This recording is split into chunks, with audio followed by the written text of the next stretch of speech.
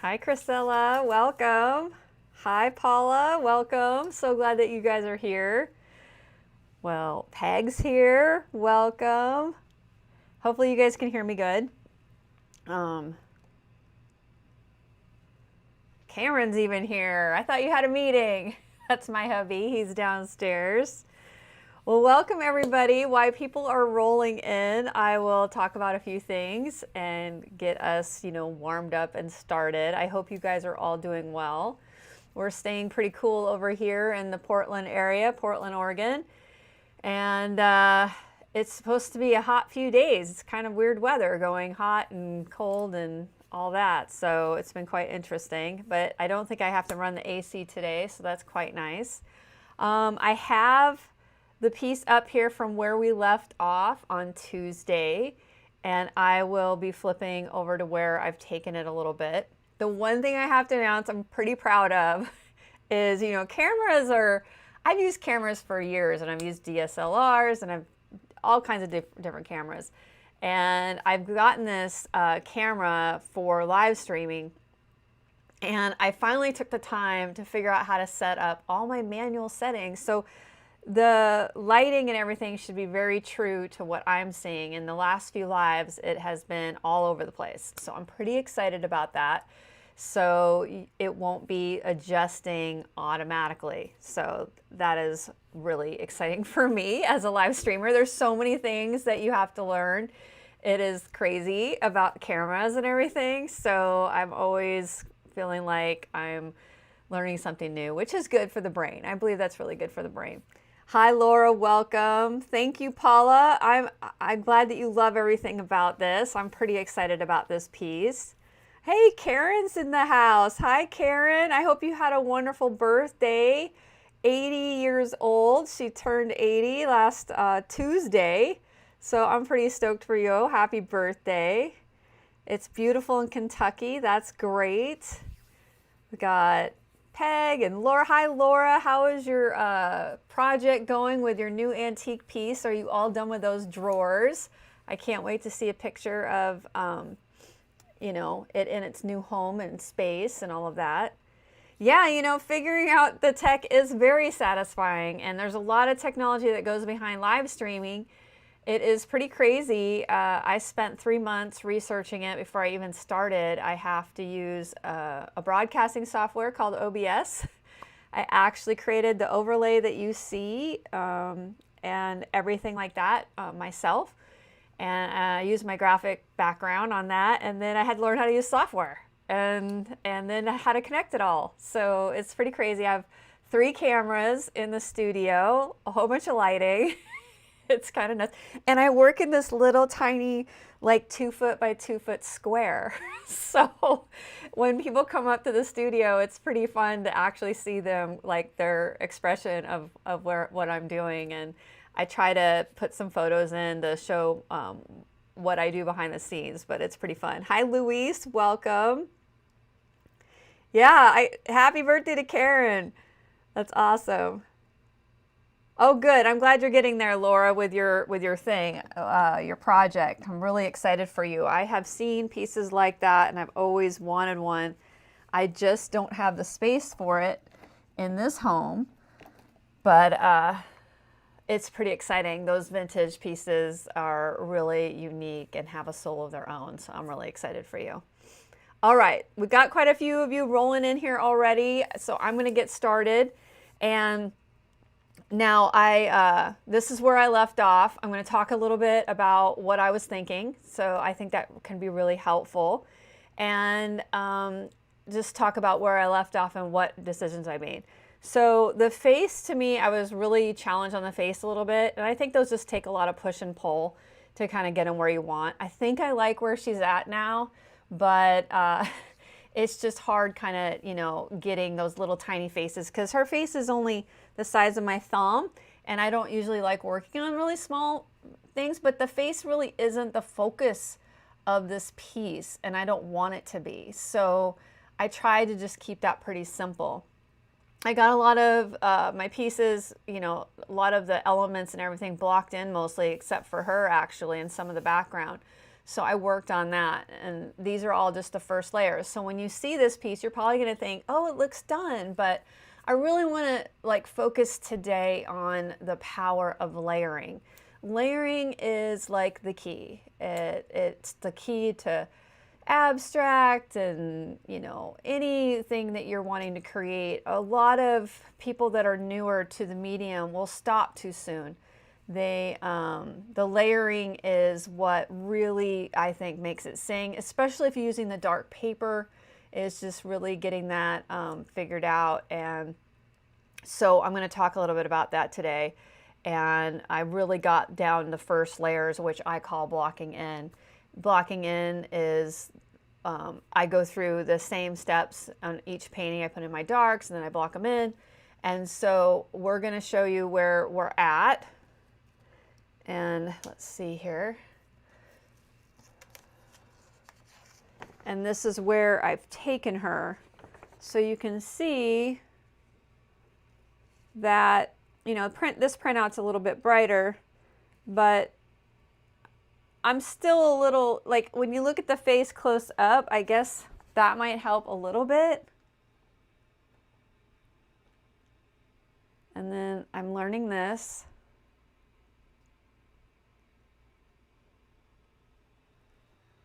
Okay, I think you can see the face better there. And then here's where she was. And so I played around with that. And I'm still probably gonna fuss with her, but we'll just see. It's a tiny little face. I think what I'm gonna do is leave her alone and then go around the whole piece and bring that up, develop it all, and then at the very end, play with the face if I want to. A lot of times we get really hyper-focused on certain details that don't really matter.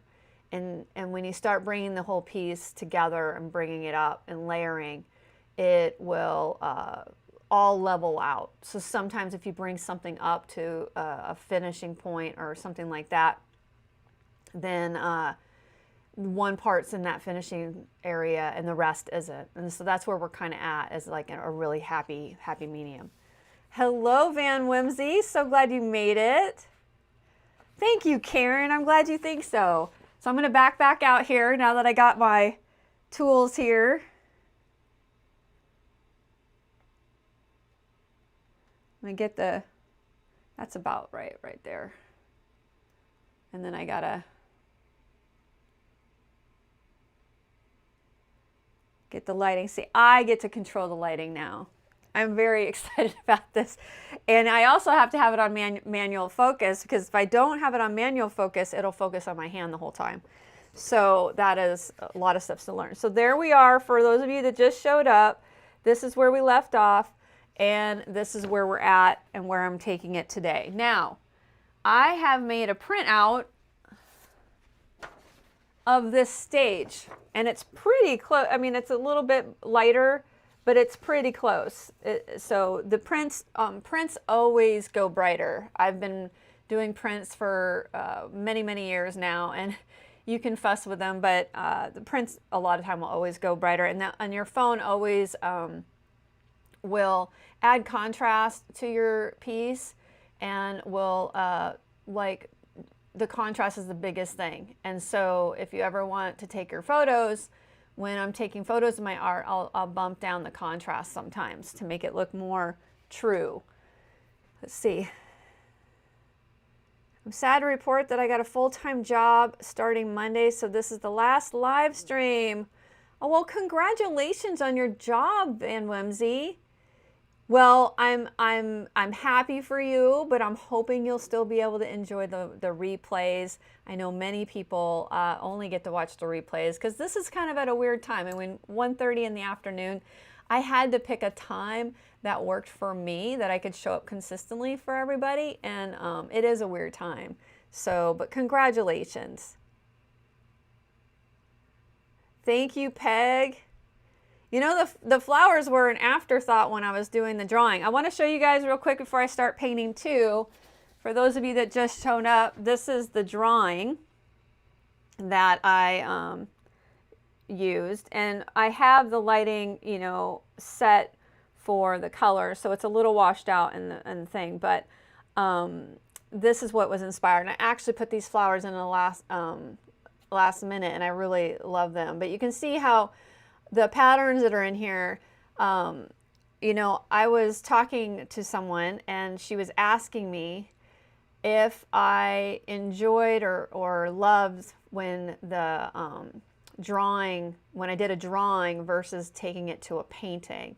And I don't think she's here yet. I'm gonna wait until she shows up. I gotta remember to talk about that because I want her to be here, Louise. But I took this drawing and then I'm bringing it into a painting, and I love this drawing paper. Someone was asking me which one it is. It's the Strathmore Tone Tan. I use it all the time. I really love it. And if she shows up, I want to finish that because it was special. She emailed me and she's like, maybe you can talk about it in your live. So I'm pretty excited. I'm getting ahead of myself. Yes, the tone paper is a fave of mine too. Oh, thank you. Thank you for all your kind words. All right, so what I did, and I'm going to talk about that a little bit, is I brought up the body and I did a time lapse in my shorts for YouTube. So if you want to see it, it's a time lapse where I bring up everything and show you where I took it. So definitely can watch that, and that would be great support. I would love the support. And so you can at least peek and see what I did. But I brought up this part mainly was what I focused on, and then I focused on bringing up the wings. I still was a little iffy on this spot in here. I'm just letting it kind of develop and see where I want to take it. I didn't really touch the hair that much. I played around right here, but all of this needs to be developed. We have all the patterning to do. There's a ton to do. So a lot of people might think, oh, well, it looks great, it's done. So not for me. This is just the beginning. I would say that I got these patterning in because that's on the lower level. And I would like some of the patterning to be strong. And then when you do the next layer of patterning, so you can see right here in the wing, I have a little touch of it. That's the layer with the pastel pencils that I really enjoy. And I love building it up to a certain spot, but you have to get your values and your colors kind of right before you start putting the patterning over it. Because if you don't, then you're fussing with patterns that you've already spent all this time putting on there, and you can't really change it without messing up with the patterns. So let's see here. April's here. Welcome, April. This is her second live that she's ever watched of anyone. Well, I'm very honored. You got totally sucked into Tuesdays. Now I'm hooked. I love this piece so much. Well, welcome, April. We're so glad that you're here. Louise says, speaking of paper, Canson has released a new paper called Mia Tente's Velvet. I'll have to check it out. I wasn't really thrilled with Canson Mia Tente's. That paper I don't like at all. But I guess the key word, I saw that Morgan, he's a wildlife artist. He did a whole review on it on YouTube. So it looked pretty interesting. And he was talking about it. So I'm thinking you might have seen that, Louise. So as you guys know, though, talking about paper, let's see, there's one here. I hope they have the super dark version, ends up since you can't get UArt. Yeah, so I'm working on the UArt 600 grade. It takes a ton of layering and I just love it. It does everything I want it to do. Some people can't get it, so when they can't get this paper, I suggest the pastel matte. But Jason Morgan, I think is his name, he just did a YouTube video with a review of, he uses pastel matte, Clairefontaine pastel matte, and he was doing a review about the new Mia Tente's Velvet. So it's not Mia Tente's, just that one, because I don't really love that paper at all. I haven't tried the Mia Tente's Velvet, but it sounds pretty interesting. I think it does come in a darker color. Oh, Christella's here. She was driving. Yes, sure did see Jason. One of my pastel Facebook group people are using it and love it. Well, that's great, Louise. It's always good to find new options and papers and everything like that. So you can see here that I started putting in some of the patterning here for the wing.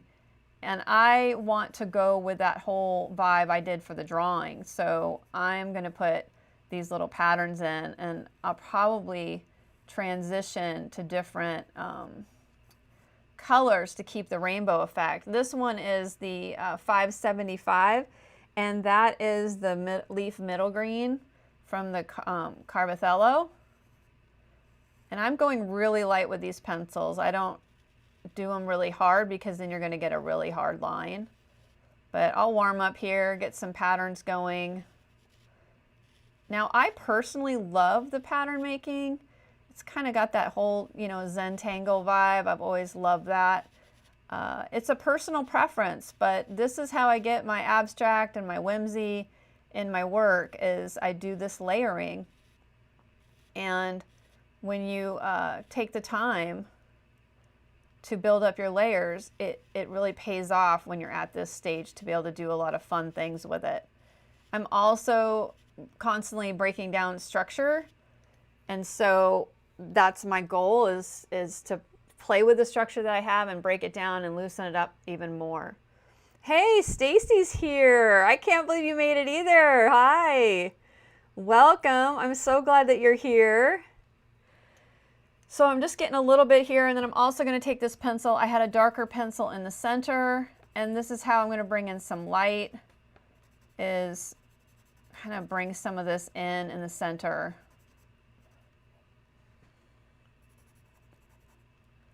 I love working with pastel pencils and the PanPastel, and they're all related. They're all this similar medium. The differences is they're harder in different types of things. The pencils are harder than the PanPastel, and the sticks are hard, you know, go from hard to soft with all of it.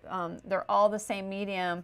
It's just working with them kind of harmoniously together. So I have that in there. I'm thinking of getting the pattern in here. And you can see I don't have a super sharp pencil. I'm rotating my pencil on the edges. I don't like to over sharpen my pencils because then you go through them quicker, and I think it wastes a lot of the pastel.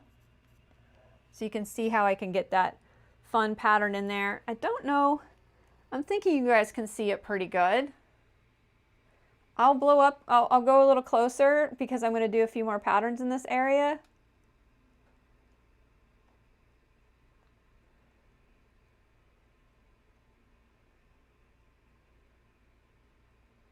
Okay, now I got my zoom out sign. You know, I have a hard time with my zooming in and zooming out, so I got to get my sign. I thought I had it out. Oh my goodness, that means I'm going to have to really remember. I stash things sometimes because I have so many things going on, and I must have stashed my zoom out sign. I will remember. I will remember. I have to do positive affirmations. Okay. And so you can see how I brought that chest up a little bit. I even have this lighter green. It's the 570. And I can even add that in here a little bit more in the center and add some brightness. And that's just going to really pull out that chest and play with the values. So the one thing I want to do, and I'm probably going to use this pencil, this 575, and I am going to sharpen this one a little bit more because I'm going to put a ray in it.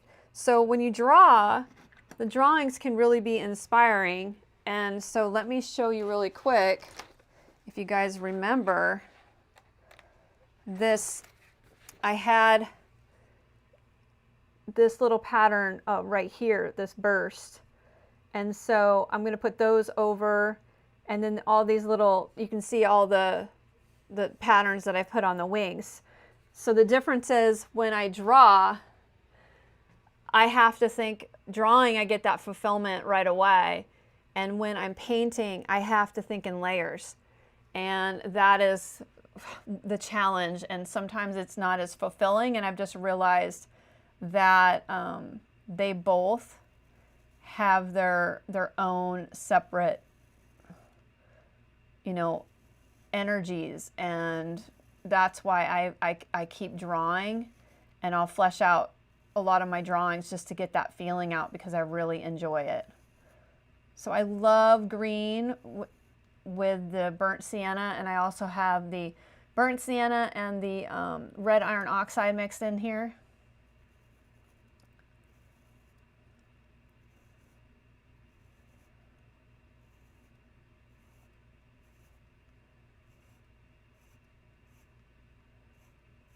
I'm just rotating that pencil on the edges. And I had to get this area built up, you know, with a couple layers before I'm going to go on with the pencil. And that's patience. You just really have to have the patience for that.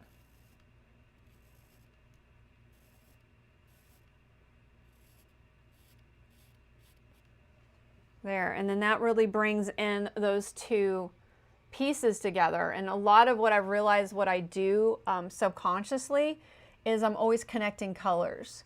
So I'm building transitions all the time. And that's what I really love. I love doing that. And I love finding opportunities to put pattern in. And that's where, you know, the idea of following your joy really comes into play. I took note of that myself and said, I'm going to make sure you guys can see this. I took note of that and I said, you know what? This brings me joy, is adding all these layers of patterns and everything. And so I think taking those notes and finding what you love and then leaning into that more can be really powerful. Let's see. Let's see what, oh, wait. We got you guys. You guys are all chatty already. Drooling over those blues and violets. Thank you, Stacy. Hi, Peg. I missed you too, Stacy. April Lopez, just seen your message. Dawn has a great way of getting us hooked. You won't be able to stop. Oh, you guys, you're awesome. Those fantastic lines in the background add so much. Thank you, Stacy. It killed me to miss these. Happy to see familiar faces and a couple of new ones. Marty's here. Which white? Well, first off, Marty, welcome. Hello. I hope you're doing great. I'm so glad that you're here. She has a question. Which white is in your palette? Well, right now in my palette is the raw umber. And I also have titanium white in here, but a lot of times I end up using raw umber. I just really like the tint because sometimes when you use white, it can just be a little too white for me. And so I think I didn't change that out below. But welcome. So glad. Thanks for asking a question. Okay, so I got a little bit of the pattern in right here. And then for the edges, I have this darker pencil. It's a 585 and it's a CarbOthello, and I'm just going to do the lines. I'm going to leave that area to be more powerful with the color. I'm going to hit the edge of this. Now, this is also the reason why I have to use so many pencils, is because of the patterning. You're not mixing when you're doing patterns. So to really find out what you want to do, the color has to be pretty spot on, or it'll be a little bit, you know, you're not mixing. So that's why I like so many pastel pencils. I'm going to see, I feel like this one's going to be a little bit much, but let's just see. I think maybe just having it be subtle might be just really pretty. I'm just not going to push very hard on it. And this is the magenta. It is a 335. And it's in that initial set that I encourage people to get, especially when they take my classes, of the CarbOthello set. I think is a great beginner set if you don't have a set of pencils yet. They are the perfect hardness and they have great color selection. And speaking of art supplies, if you guys are interested, I've been working with a local art store in Oregon, and they are called Merry Artist. And if you use coupon code DAWNVS, you'll get 10% off your order.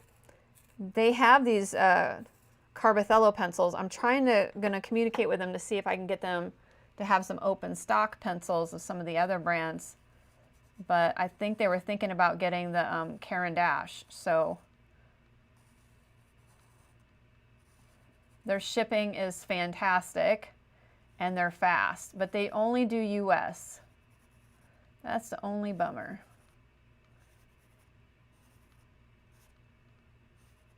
And I can tone down some of these patterns by just tapping on them with my finger. I usually will tap out where they start on the connects, the little creases. So I'm just getting that in there and got to be patient.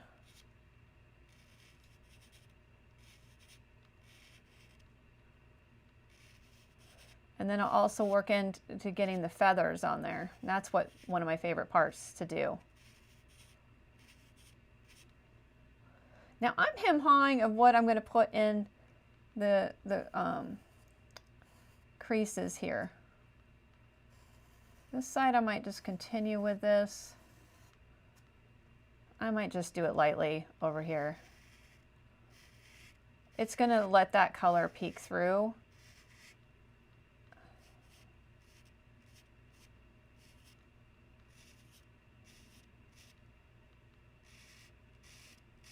And it's going to be a lot lighter. Now if I push down harder, it would show up more.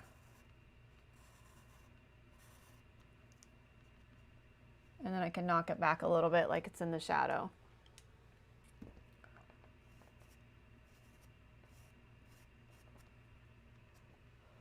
Okay. So right here in the neckline, I'm looking for my orange pencil. I'm going to see if it's back here. Huh. I got this one. Here it is.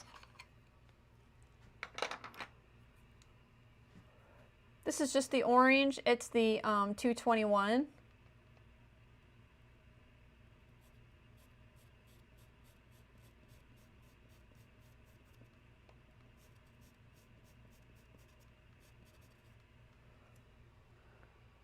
Okay. Now, the one spot I really want to put those little patterns in the body, and I'm trying to think of what color I want to use. And I don't want it to be too bright. So I might see, like, it's going to be a pattern like this. See, and I think that is a little bright for what I want to do. Hi, Katie. Welcome.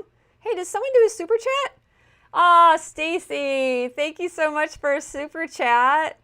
Oh, you guys are awesome.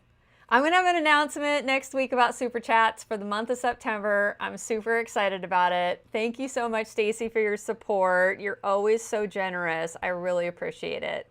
Thank you, Stacy. Well, they used to have where you could heart it and stuff.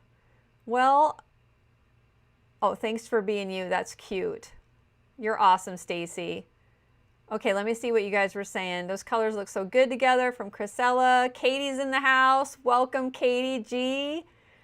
My order is in a container now, shipping its way to me. She's so excited. That's awesome, Luis. I know you ordered special and got your, I think, husband to put it in the container. That's really great.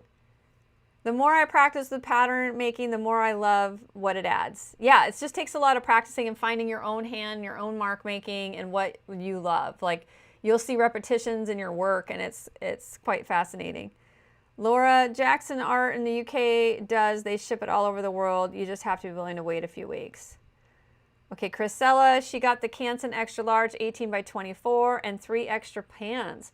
Well, that's awesome, Chrisella. I have a class that just released this week on Tuesday called Guiding Light, and I'm going to lead into why I'm excited about Chrisella's though too. I'm actually giving you guys a, more intimate deeper dive into creating this piece.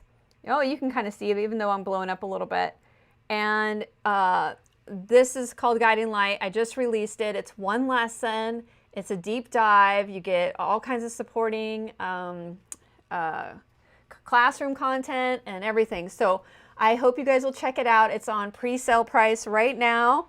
And that goes through the 11th. I'm going to pop in a link here. I know quite a few of you guys have purchased the class, and thank you so much for your support. Here it is. And that's in the house. And then my next, I'll announce in one, my next new lesson is going to be with what Chrisella's saying. I'm going to do an 18 by 24 whimsical woman in black PanPastel. And I'm really excited about it. I already have it planned out. I know what I want to do, and that's going to be a lot of fun too. So lots of fun things in the works. Okay, I don't think I love that. So see how quick you can just erase? It's a magical medium, you guys. So I don't know what I'm going to do for the pattern here. You know, I want to do those little things, and I think what I need to do is find a color that's close to what's there, because I want it to fade in the background a little bit. I have this really beautiful color. Let's see which one works the best. These are Carandache pencils. They're a very soft pastel. You can see that they're in the burnt sienna family. I'm tapping up into the easel up over here. I like to match pencils with their families, even if they don't have the same names. These ones called medium russet and raw russet. This is a 6.4 and a 6.6. I don't know which one I'm going to use or if I'm going to use them. So let's see here real quick of what this looks like, if it'll work. I got that one, which is pretty bright. I wouldn't mind a darker, let's see.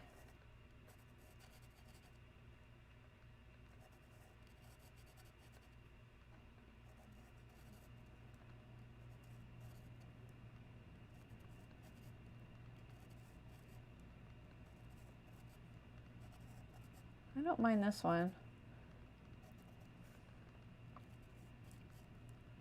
I like little hearts or little wings.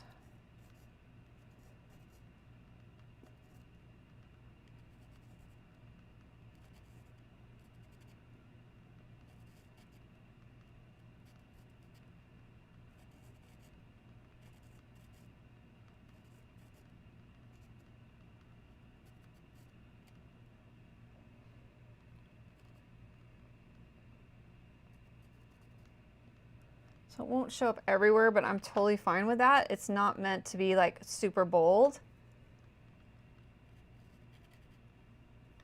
And then I have this right here I got to clean up. It's went over this line.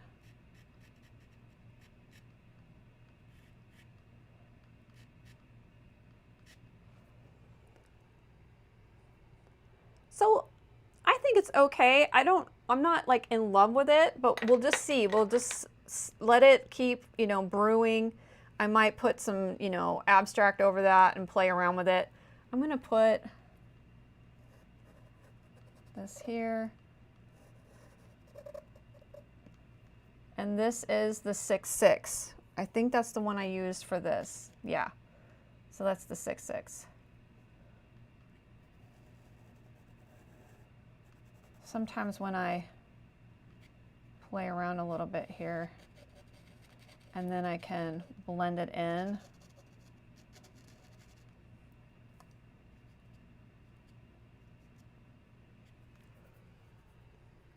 Yeah.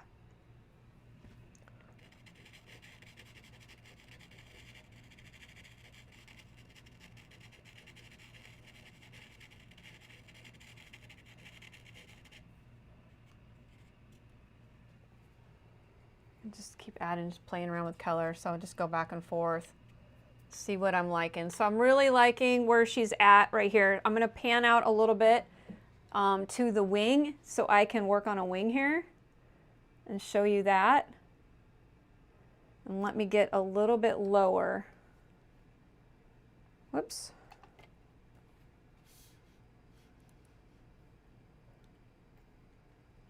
And I'll catch up on chat.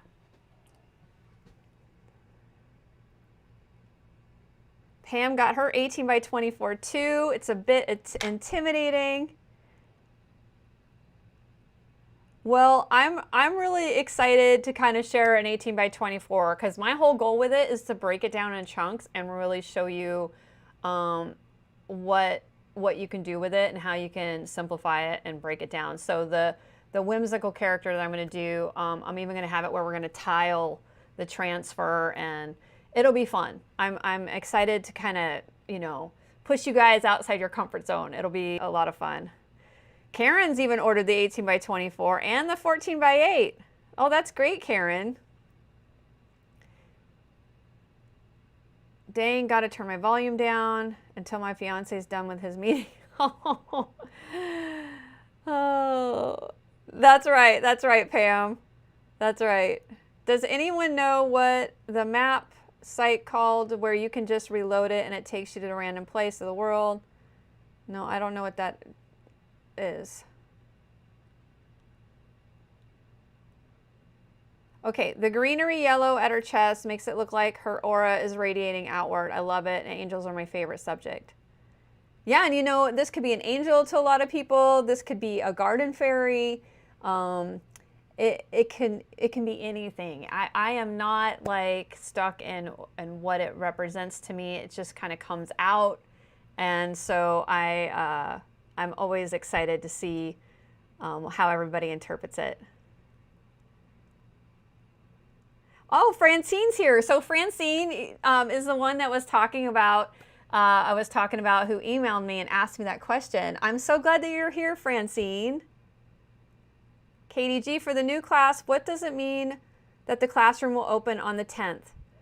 Oh yeah, Katie, the classroom, I am actually building the classroom right now for my new class, Guiding Light, that I was telling you about with the bird and the whimsical mushrooms. That will open for you to access all the lessons on September 10th. So it's on pre-sale right now for early bird pricing. So you save $10 if you buy it now, and then on the 10th, you will have access to all the lessons. Wow, you guys, a lot of you guys are ordering the 18 by 24. Well, I better get ready and get that class going. Yeah, everyone's getting the paper. Woo, that's awesome. Okay, so I've got her wings in. I'm going to show you right now this wing of how I'm going to put in the patterns. I'm pretty excited about it. I just have to pick. I did not have all of my pencils pre-picked out, so I'm going to see what I'm going to like here and which way I'm going to go with that. I could do the magenta pencil, but I kind of want to see what this purple, yeah, this is a really pretty purple. It's a 105, it's a Carandache. It's called Plum, and I'm going to use the Plum. And put these really fun patterns in. And you know, you can just practice with a feather and do something a little bit more simple. You're on my leading edge here today, folks. This is where I am giving you an inside peek on my creative process of where I'm at right now. It's just a demonstration, so hopefully you'll take some of these tips and techniques, and maybe they'll inspire you to try them on your own. But the layering and doing all that, that can be a lot of fun. And I can even take this pencil and put it over this feather too, and then all of it will unify. I could have done that with a green, like I feel like this is a little harsh, so I might play with that. But look how this unifies the two together. And it actually changes the color and looks like, you know, I just think it's really pretty because it's almost color mixing on there. And if you don't like the patterning, you can just leave it and just, I go back and forth. I don't do the same thing all the time. It's all about mood and how I'm feeling. Sometimes I think, well, gosh, maybe I should just, you know, do abstract paintings over and over and over again. I see a lot of people who are successful that do that, and I just don't think I have it in me to do that. I'm always trying different things, and I get really excited and inspired in that way. So you can see how And this one, I always get an urge to sharpen it more. I'm at a weird angle right here, but I'm gonna, these don't sharpen as well. I have to use an X-Acto knife sometimes with them. I have to have a really sharp, fresh blade in my sharpener. So you can see I'm constantly rotating the pencil to get on an edge, and the sandpaper is doing the work for me. Plus, you're not wasting the precious lead in these. I would say these are some of my favorite pencils, but they're the most finicky.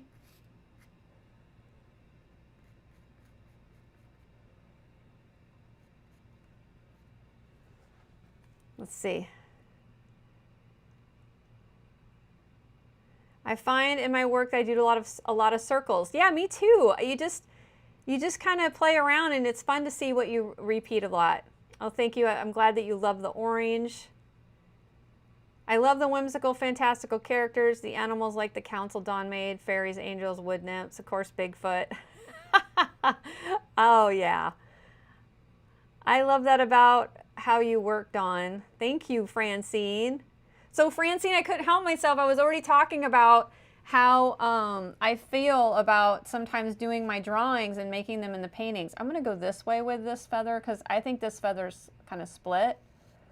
And I was saying, Francine, that, you know, I don't think I've ever been really disappointed if I take a drawing and make it into a painting. I think what I've learned over the years is that each one has a different, you know, feel to it. And when I'm painting, I used to get kind of frustrated in the sense of like,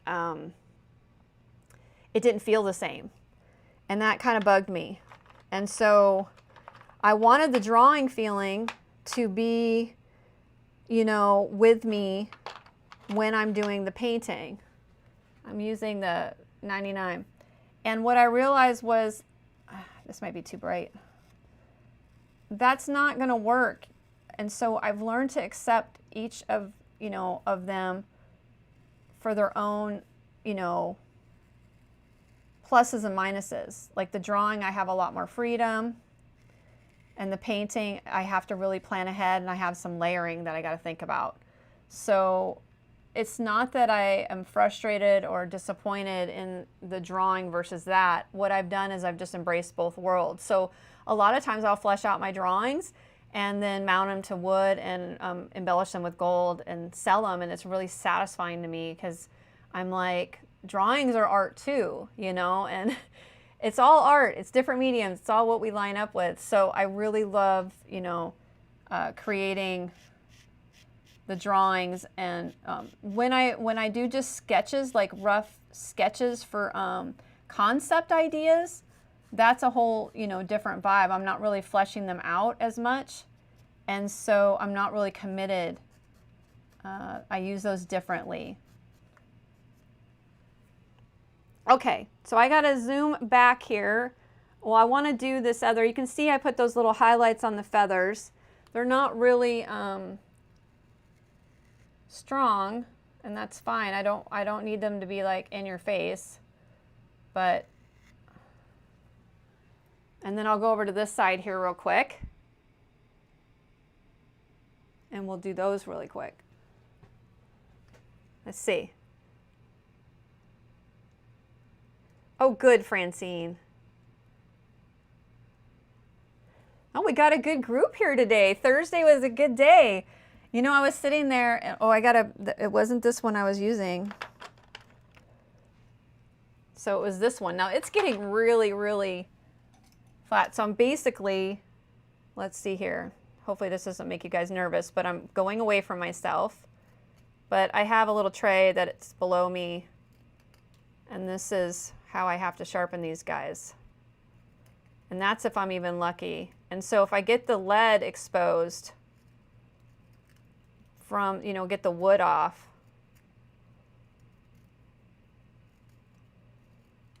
to around the area so you can see that. And then I'll take this paper here if I want it sharper. and I have to waste some of it, but it's way less than putting it in a sharpener. And I can sharpen it that way. But if I actually put it in a sharpener, the whole tip could break off and I could lose this whole tip. So you can definitely sharpen your pencils by using the sanded paper. So to where I feel like I got that back up a little bit. So there's a little tip of how I do that. I got a little curly Q left on here. Look at that technique, pencil sharpening deluxe. Yeah, you know, I've tried so many of the pencil sharpeners. You just have to find what works for you. And pastel pencils aren't like colored pencils. You can really sharpen a colored pencil to a fine point. And I just really don't believe pastel pencils are meant to be sharpened to that degree. That's just after 7 years of using the medium. I've just kind of come to conclude that, you know, it's great to have sharp pencils, but they're not really meant for that. We just have to learn to use the edges. Like this is just a mini pastel stick. And so I'm just using those edges, and you kind of learn to do that along the way.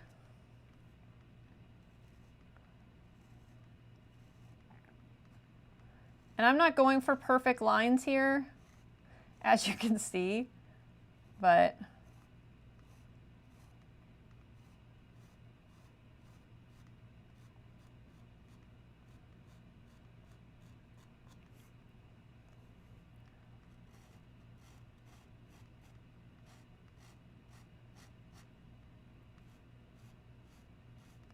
so you can think about this like when I demo the black PanPastel, instead of the pencil, I'm using an eraser when I'm making all those feathers. And so it's just, your mind's just working in different ways.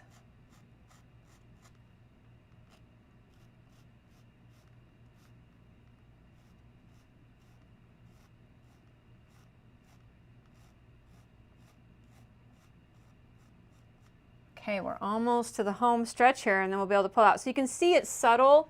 This isn't super bright on this. Like, I could go a little brighter, but I'll show you what I would do too is there's some darker here. So it's going to go back and forth.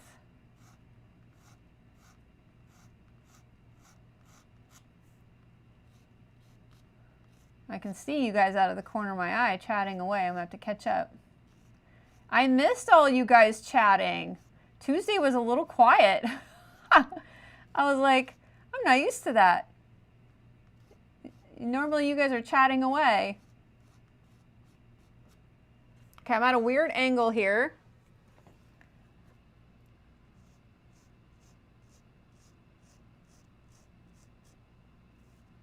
This area of the painting, doing live, is always the hardest. I should have just pre-done it.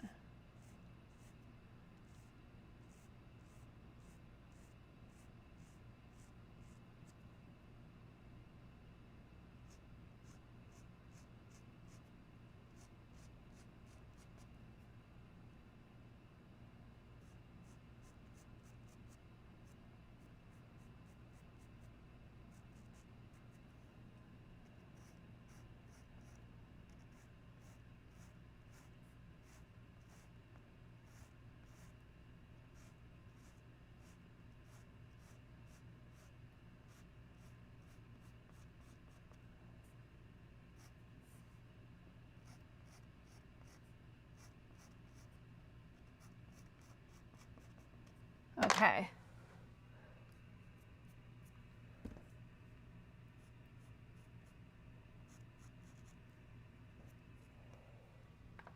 All right. So the other thing I can do, since I have you guys up close on this wing, is I have these other two Carandache pencils, and then I'll catch up on chat. I have the 145 and the 140. This is the Ultramarine, which actually matches with, up here in the palette, the Ultramarine. And then this is a bluish gray. And I believe they're both in the same family. They're just different values. And you can pick which one, you can play around with it, and then you can go in between the lines and actually bring out some of that color if I want even more. And that's just this little dance you start playing back and forth, and you can put a little highlight.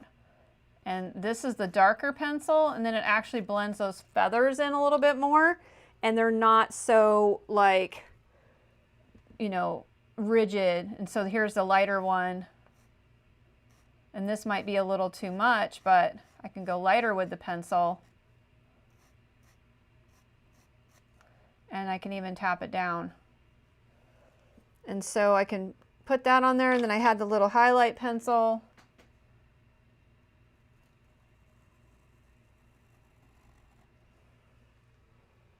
And that's on the, I pick a side with the dark, and I pick a side. So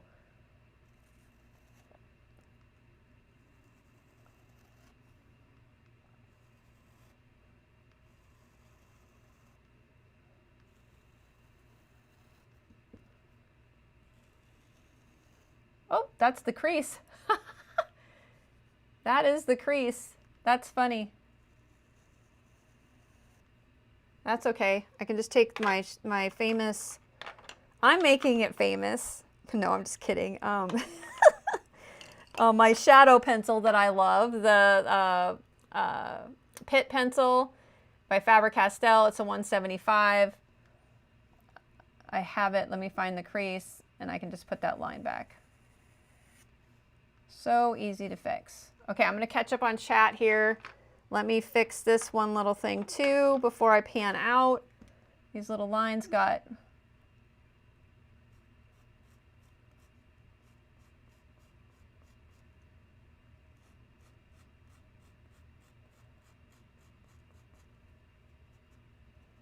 okay.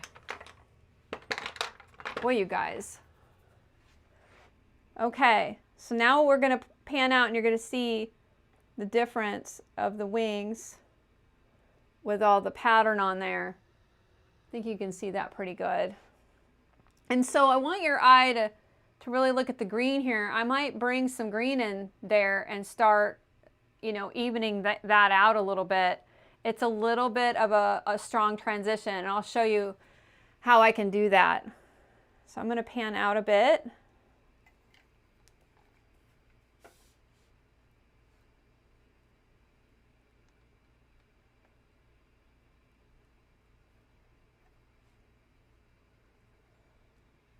I love that I figured this camera out. I'm so proud of myself.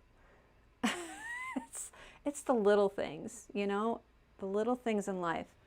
So I got her focused. Now you can see the wings. Now I want to show you guys why I got it in my head. I know the chat's going on there, but I want you just to see this right now of the difference. So you can see the wing and how those patterns and subtleties can really make something sing. And this is this side. See the patterns in her body and all of that. It's just really, really powerful. And this is the magic of layering. And this is what I want you guys to take from this, is just really being patient with the painting. It's not about finishing it. It's not about getting something to post on social media. It's about finding the process that you fall in love with and really just ruminating in it and enjoying it. And that's why I've created this structure for myself, because I just love hanging out here. This is my happy place, my happy point of the painting. All right, you guys, I think you guys have been chatting away, and I think most of you are chatting with each other. So if you have a question, make sure you put a question mark in there.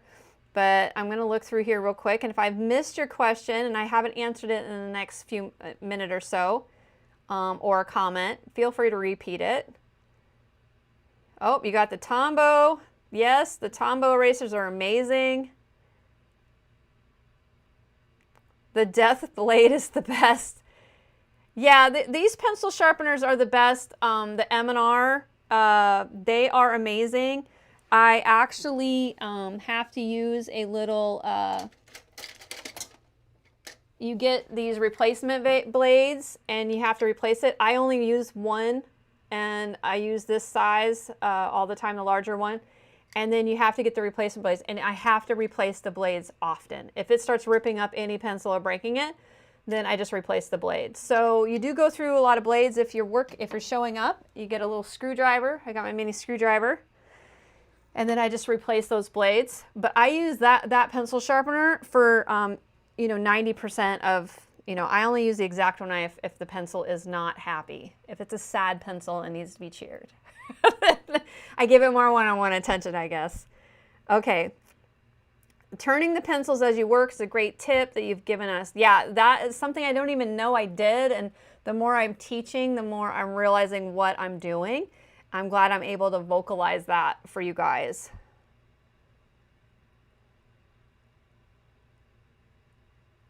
Yeah, I agree, Van Whimsy, about the paper. Francine, it keeps it dynamic. More movement by turning like she does. Yes. Oh, you guys are having great conversation. Well, that's interesting, Louise. Remind me where you're from again. I thought I had it written down. I'm seeing if you mentioned it, but... You know what, Louise, though? Here's the thing about the paper. So a lot of people, if you're new here, you're talking about, this is what I use for my black PanPastel. So if you're new to my YouTube channel, I do like Simply Magic. I call it Simply Magic. I have a class about it, and it's a black PanPastel technique. And I love this Canson mixed media paper for it. If you can't find this paper, you just need a smooth, heavy paper. So if this is the 98 pound, you could even use like the Strathmore sketch paper, like this one I have, the tone tan. If Strathmore has a white, get the white, but get it in a 98 pound. I do, get it in a 98 pound. It just needs to be smooth. And I'm just loving this paper, and it's medium grain. It's not a heavy grain. This comes in a heavier grain. You don't want that. But if you can't get this in your country or anything like that, just get a heavy white sketch paper. And I'm trying to think if I have anything in this one to share, but I don't think I do. But yeah, so like, this is what I'm using it for like PanPastel and doing faces and things like that. So I just love it, and you can get it big, and I've even bought it in rolls. So that's the paper we're talking about. Oh, you guys are so sweet.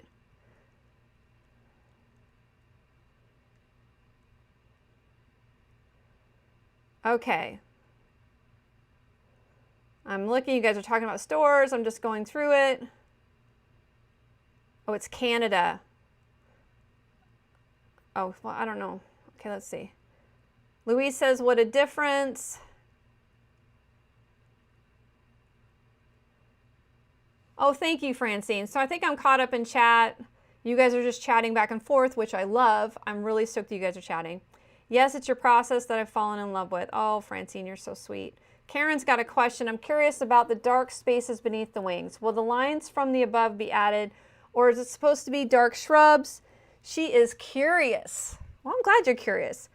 I could leave that and just have it be scratchy and abstracty. It doesn't have to have a meaning. That's the thing. I'm into leaning more into abstract as much as I can. Now, I did think about doing the same lines and repeating them, not putting the blue in and just seeing what that looks like. I think that could be a lot of fun. And I really do believe that the power of repetition is, it's a really big design tool. Just have to slow down a little bit and get those. Thank you for the hearts. I love that feature.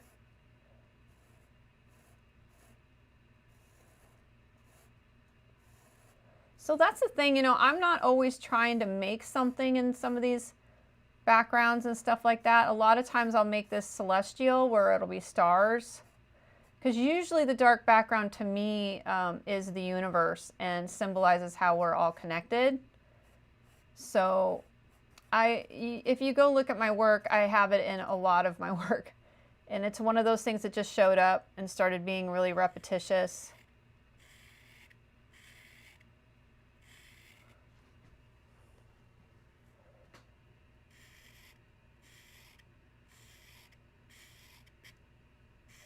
So as Stacy used to say all the time, and I'm sure you're going to say it right now when I say it, we're having the Pencil Thursday Throwdown.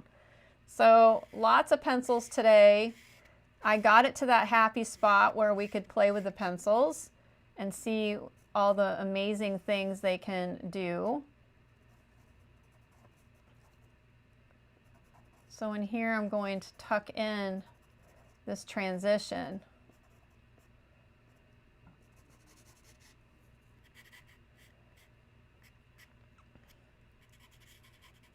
Now this pencil is a 10 on the value scale. This is just the black CarbOthello, and it's going to go the darkest. And so that's what I love about this pencil, is it can really get that oomph in there. Ooh, I like it. I like the lines. Now I think I went really dark here, but it might be fun to just add some of those lines just down here, just for repetition's sake. I like to repeat patterns. It's a very strong design element in artwork. And I can probably even get a little bit of it. I'll have to clean up this leaf. I have to make sure I'm not too crooked. My head's going to be in the way maybe for a minute.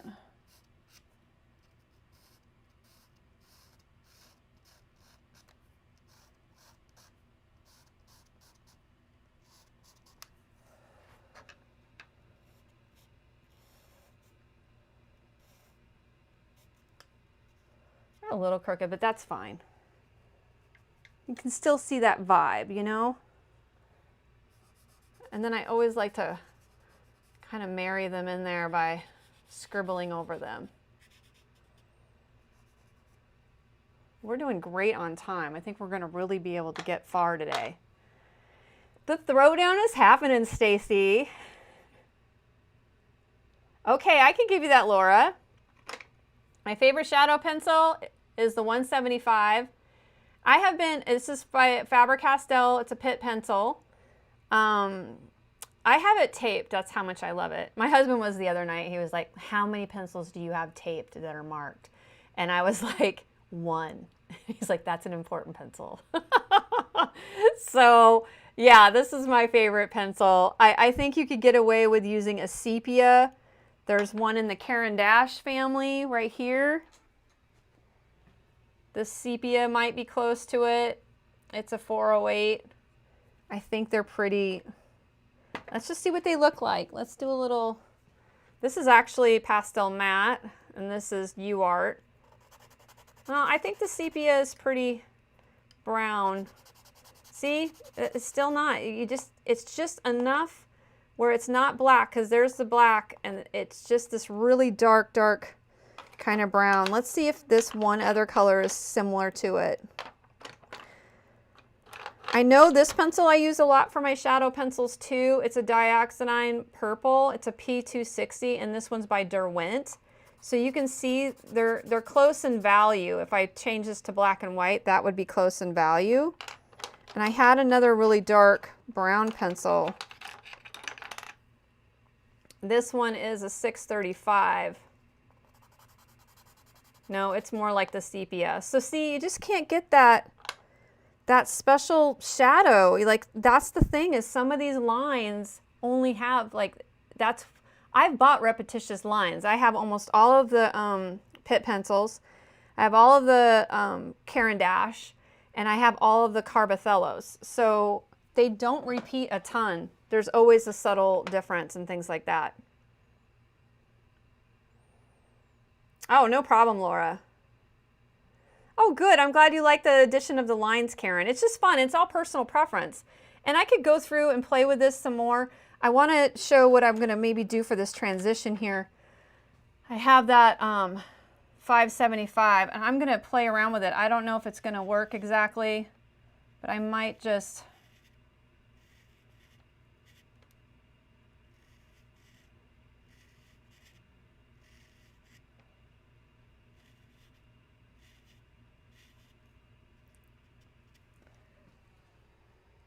I don't know if I love that, but here's the cool thing. The cool thing is that I could,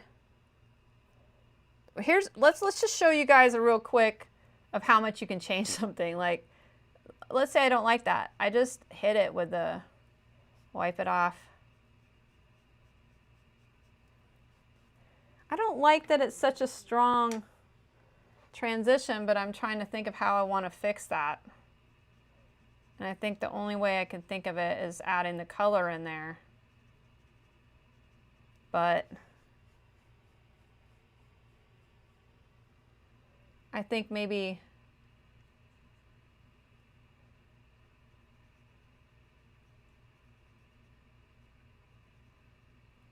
having it peek through on some of these and then put the magenta over it. Let's see what that feels like.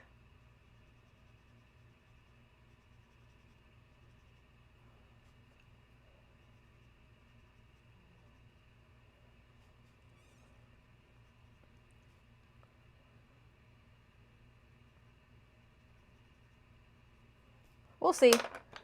I could even use this darker pencil. Let me see what this feels like.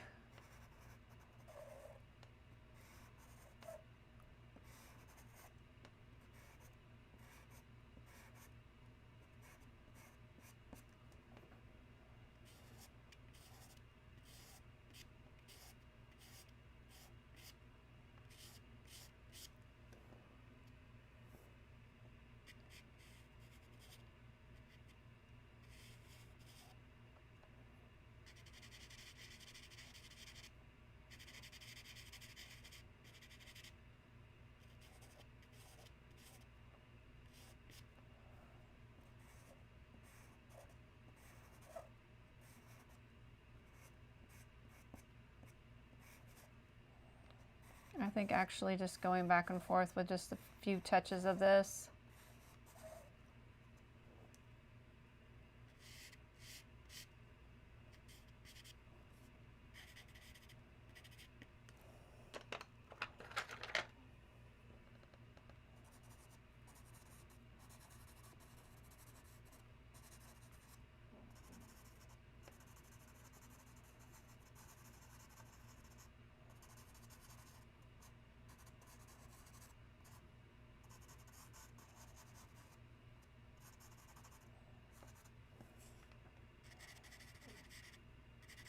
So this is where I just really get hyper focused on the transitions.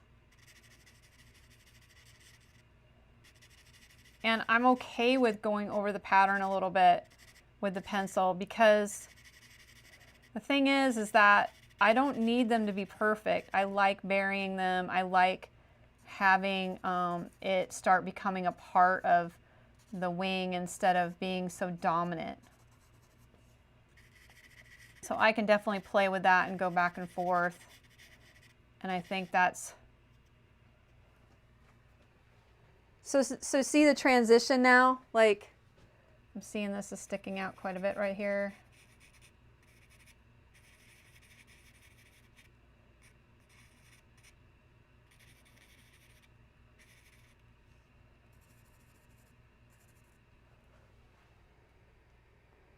Ooh, I like that better. So see, you got to take chances. You got to see what that feels like and go, oh, I could go back and fix that if I didn't like it, you know, but that's the layering, the power of layering, and that's what gets really exciting for me. And I could go on here with a little bit of this.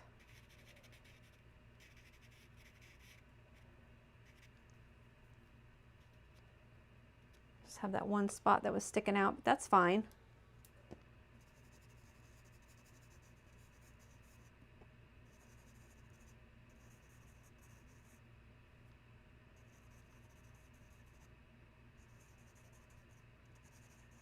Okay, Okay, we got questions.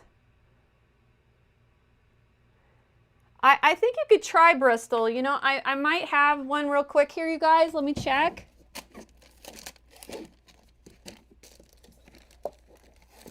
I even think I might have a Bristol.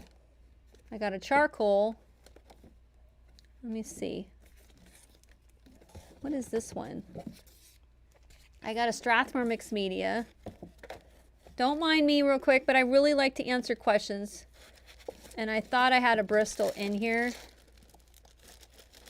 I think I have a couple sheets, but I don't know for sure if it's Bristol. I think this is on Bristol. Yeah, it doesn't look like I have a pad of it. Let me see what this is. I think this might be it. I think this is Bristol. I think I took off the cover. So let me check it real quick. I also have this Strathmore mixed media paper. So Strathmore's pretty popular, and I think this one is 140 pounds, so it's really heavy. This one I'm not guaranteeing, but I think it might be Bristol. So let's look really quick. I'm just gonna grab a, this is Bristol.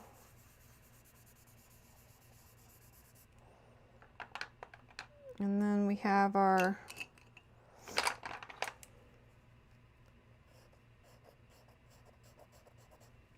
that works out great. That works wonderful. And then we have our kneaded eraser.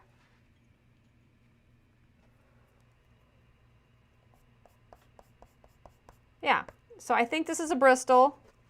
I'm not guaranteeing it, guys. I take off the covers sometimes because of because I just don't like them. So I'm going to test out this one. This is a Strathmore mixed media. And now you guys, if you're just coming in here, this is for a totally different technique. Please excuse me, I just can't help myself, but this is for my black technique. It's more mixed media. This is not for full color. So I want to state that right now. This is a whole different thing. I teach a class on this black, and so a lot of the people that have taken the class are trying to get papers that don't live in the US. Oh, this works great with the eraser and the kneaded. So you can see how it just needs to be a smooth paper. So for those of you that are working on the black technique from my Simply Magic, it just needs to be smooth. So this is like a vellum surface. So I hope that helps. But it's not for this. This is a sanded UART paper. It has to be on, you have to be on a different paper when doing the color. You just, oh, my camera just went out. Just a second, guys. It usually just comes right back.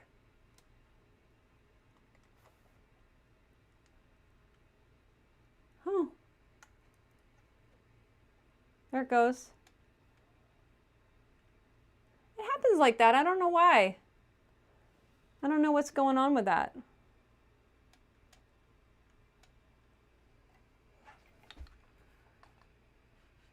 This is live, people. Oh, God, it says invalid temp. It says it's really hot. Okay. I've never had that happen before. Oh, I have heard that this camera can get hot. So just a moment. Let me see if we just give it a second. It is warm in here. Let me grab a fan. That is strange.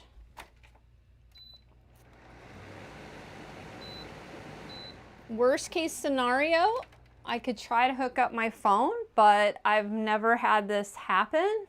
So hang in with me, guys. Here just a sec.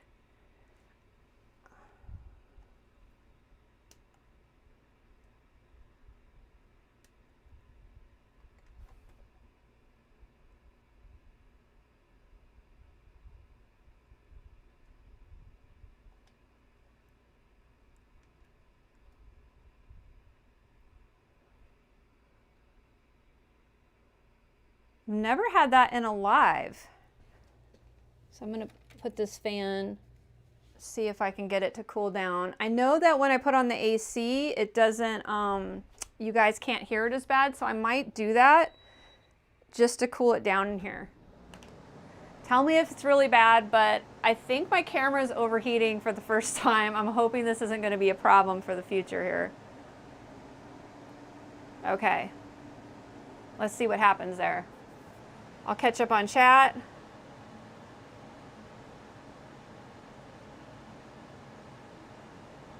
Okay, not related to this piece, but for future 18 by 24 class, what pencil do you recommend for the base drawing?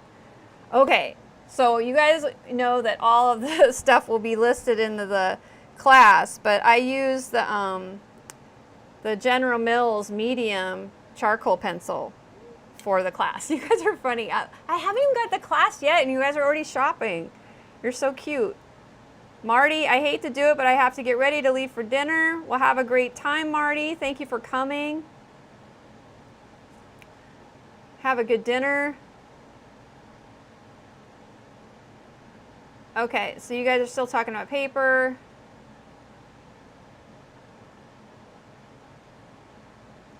That's because you're teaching techniques that they're on fire. Oh, well, you know, thank you. Okay, good. Well, hopefully this will cool down my camera, because that's so weird. I haven't had it be overheated before. It's on a constant battery, so that's some of it.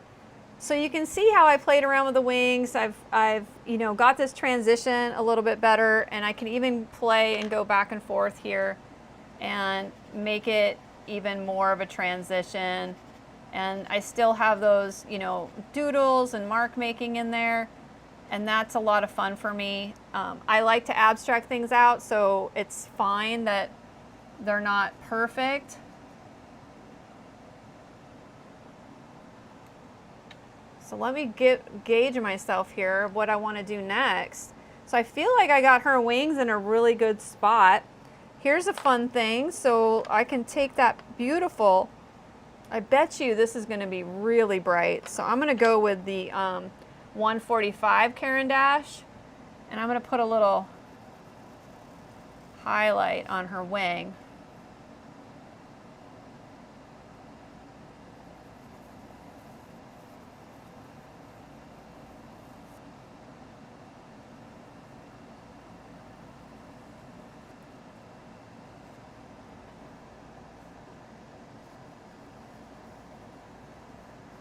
Now I will say I haven't found any blues and things like this in any of the other lines. I have these blues that are in the CarbOthello. This is the 430 and the 405. These ones are okay, but this is all I have, and so you can see how much, you know, of a range you get with these other two. And so I've listed these before. These are my, I got to make a list. I've had another person ask for a list of my favorite pastel pencils so they don't have to buy a whole line. But it's hard. All that stuff takes time. So I got to get a list of that too. You know, when I do a class, I do list the what I use for the classes. So you can see how this is a beautiful highlight on here. I'm really loving this. Now I have to choose, I'm thinking this is going to go over that one, so I'm going to kind of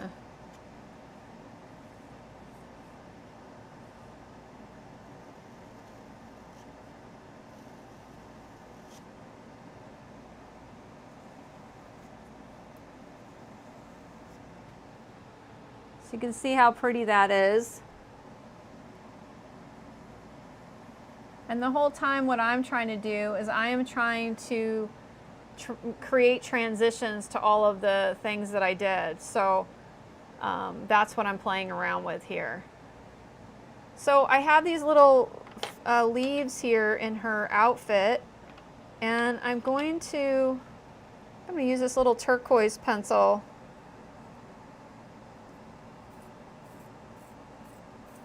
I'm sharpening it because I know I want some details. This is a 590. It is a, let me see here. It's a Viridian matte.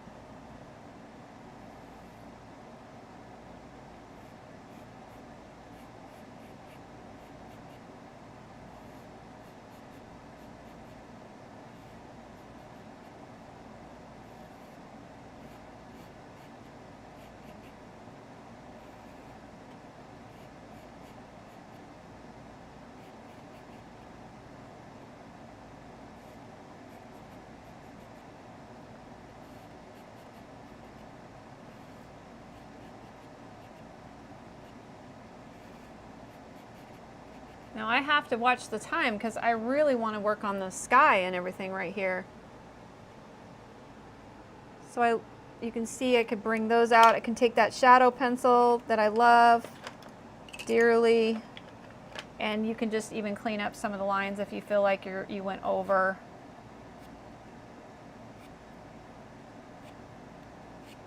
Thanks for the hearts. Oh, Michelle's in the house. Hey, Michelle.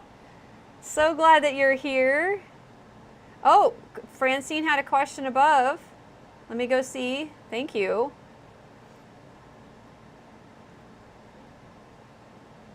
Francine, I've been meaning to ask, when you mix colors on the wand, does it matter which color you tap in first, lighter or darker? That is a great question, Francine. So basically, I will mix the color that I want to be dominant, I'll put on first a lot of times. And then the color that I want to, like say for instance, I want to put this, make this a tint on here and bring it up a little bit more. I would take I'm using a too dark of a wand, just a second. Use a freshie. I'd put that tint on here and then I'll tap the color just a bit because I know that's going to mix in, and I want that color to mix in better to the white, not have the white be as dominant. It just depends on what you want to be dominant. So then I could go in and go down here and then it's not really mixing it, so I'll add a little bit more of the magenta, and it just depends on what you're wanting to show up. So I think I could see that a lot up here. Let me work on the hair here because I want to put some tints up here. So I don't want those tints to go too bright, but like let's say I have the Diarylide and this white tint will go really far. So I'm just tapping on that a little bit. And then I know once I go on there that that white tint is going to be in there, and then I go back and tap again and I can put more of that in there. And so you're just kind of trying to find that happy medium when you're mixing. But I would say this last couple classes I just started really showing how I mix on the wand. I used to try constantly to rub it onto here, but that surface just really takes up the pastel. So I'm just going to go through here, like if I want, like I want white a little bit more right now, so I'm going to put the titanium white. Got to put our titanium white in. As Bob Ross would say, we got to put a little titanium. So I want that to be really bright around the this light right here. And then I might even take actually and bring up this little tree.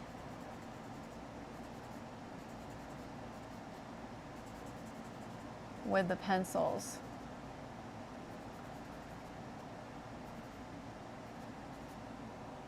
And I want to go brighter, so I'm going to use this. Well, I had the leaf green, so that's the 575, the leaf green. And then this is the 570, which is the leaf green middle. And this is going to be my brightest spot, so I'm going to be bringing these guys up. So I think I'm going to be working in this spot the most, so let me zoom in just a little bit. I always like to give you guys the best view I can.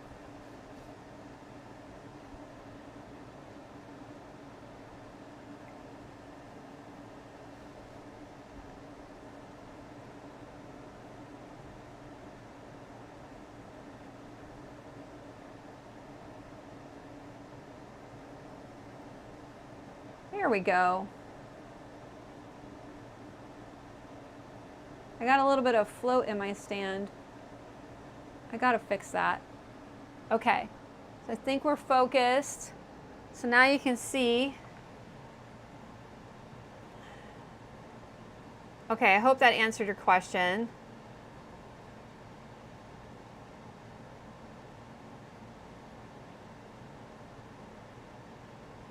Oh, I love that, Paula.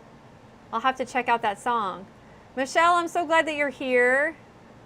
Thank you for your kind words. Oh, Kez is here. Our Australians are here. Kez and Michelle. Welcome, welcome. Okay, Karen says, Dawn, I'm ready to venture into some abstract. I ordered 17 stencils and 10 different punchilla designs. I don't know what those are. Good. I'm glad you're excited that you got something that you're thrilled about. That's awesome. Well, now I have to Google punchilla. Well, yeah, tell us all what that is. Punchilla. Punchlina. Punchinella. Punchinella. Goodness gracious. Oh, you're welcome, Francine. Okay, so we're going to work on the light here because I'm all about the light.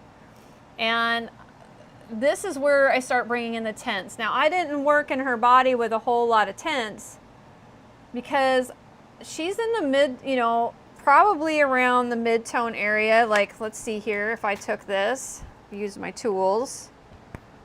Let me show you guys. This is a tool I love to use.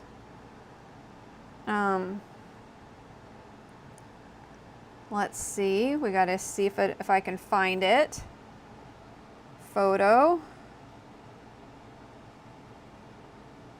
Oh. I didn't think it would. I thought it would let me do it like on my phone, but it's not. Sorry guys, just a second. Well, my iPad's not letting me do it, but I was going to convert it to black and white. I'm determined. So now I'm going to show you. So I'm not in chat for a second.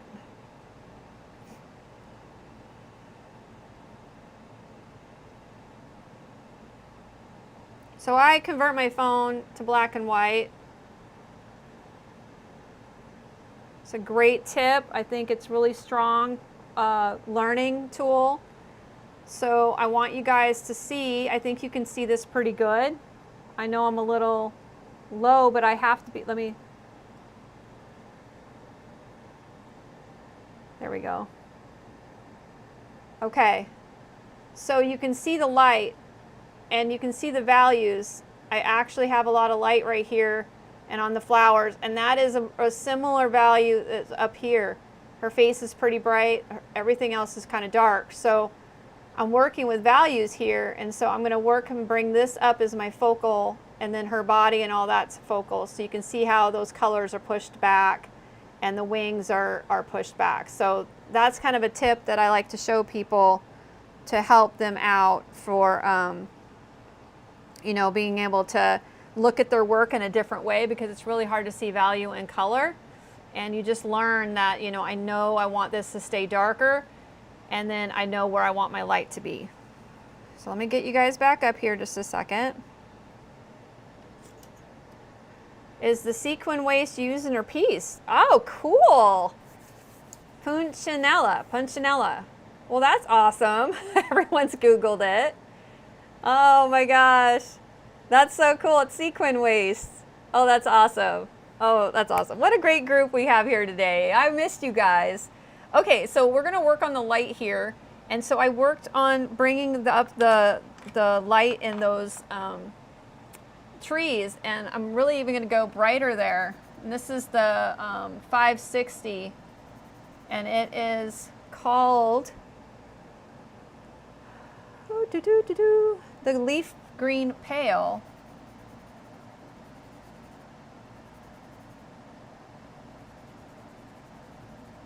And I want these trees to almost blend in. I don't want a lot of black in them. I really think about making that one a little bit shorter. And I can do that by just taking some of the white pencil. Let's just, see?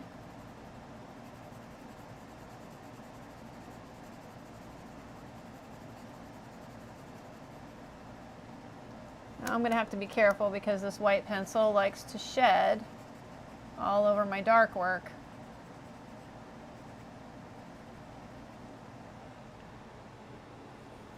We're bringing the light in, people.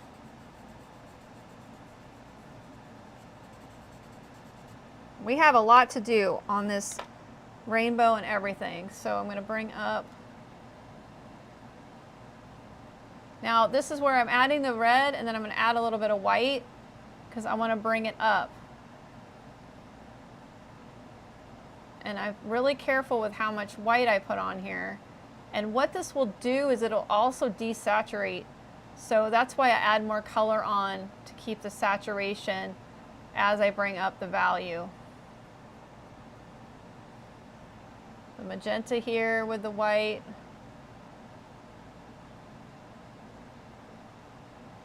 And the reason why I don't put this color in right away is because I want depth in my work. If I just sat there and put these light colors in right away, I might not get as much depth as I like personally, so I'm tapping in. These are about equal, and I have some shed coming off. I put a little bit too much white on.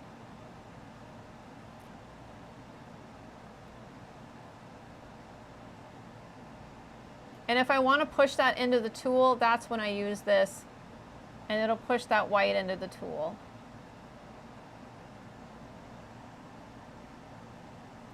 I don't have orange on my palette. I'm going to put it on here just for this.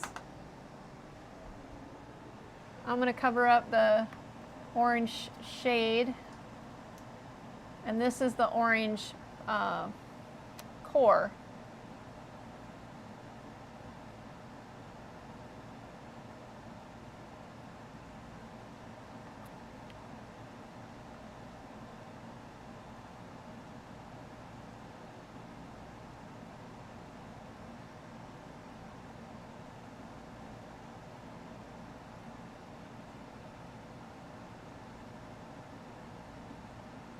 Now, I'm going to take a little bit away from the back here, because what I've found is to really get a light glow from the rainbow, you have to put a little bit of that glow above the rainbow.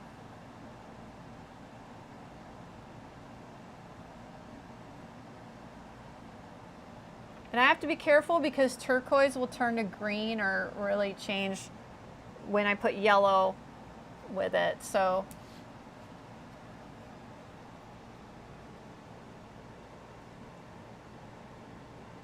Michelle, Dawn, I love the black and white tip. I've been using that with my pet portraits that I've been doing. Thanks so much for that great tip.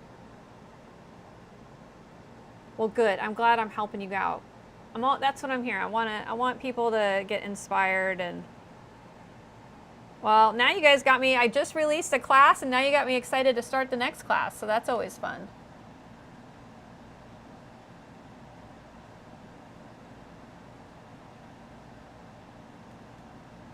So this will look a little odd at first because I got to get that happy balance, and I got to not have it look like a ray, like an actual rainbow.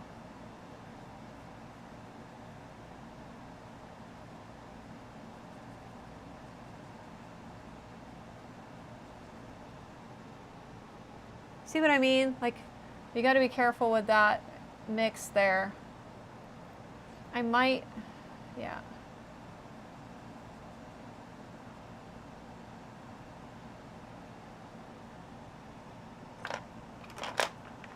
Play with the pencils. This is the 215 CarbOthello, and it's the orange yellow.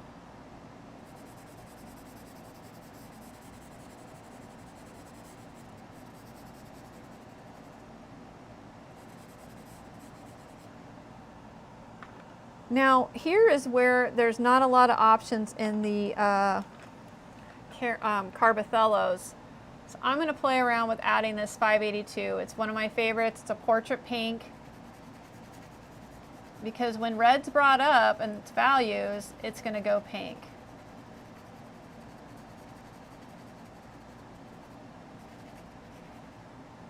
And then I feel like that color's got to shift.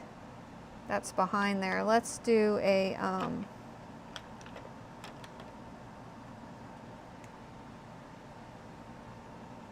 I'm going to put red in this one.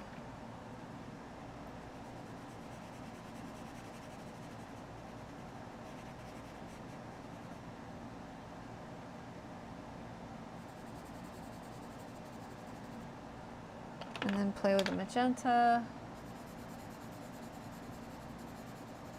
sometimes you have to go back and forth with the pencils too. Like I'll lighten up the pencil work with like this portrait, this is a pink, it's a 681, and I think it's called a peach actually. It's a light pink tint is what it's called. And I can go over the magenta pencil with that, kind of go back and forth, and it'll bring up that value.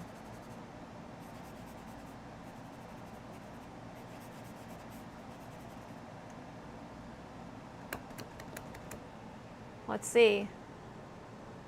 I love that if you do something you may not care for, you don't freak out and toss it out the window.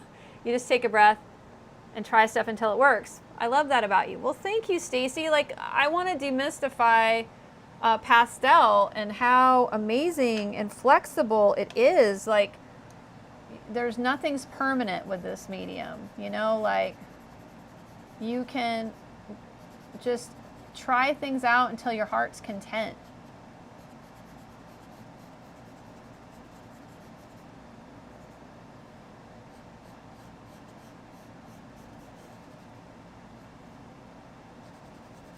So I don't want these to be too bright. My light is here. So I'm going back and forth. This is the 585 of the CarbOthellos. Now, I love using stick pastels on these trees too. I'm gonna put in a little bit of this teal. This is called the Viridian Matte. It's a 590.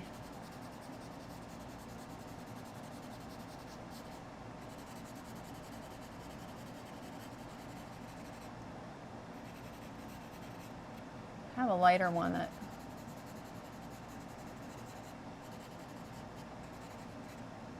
so you're building up your layers.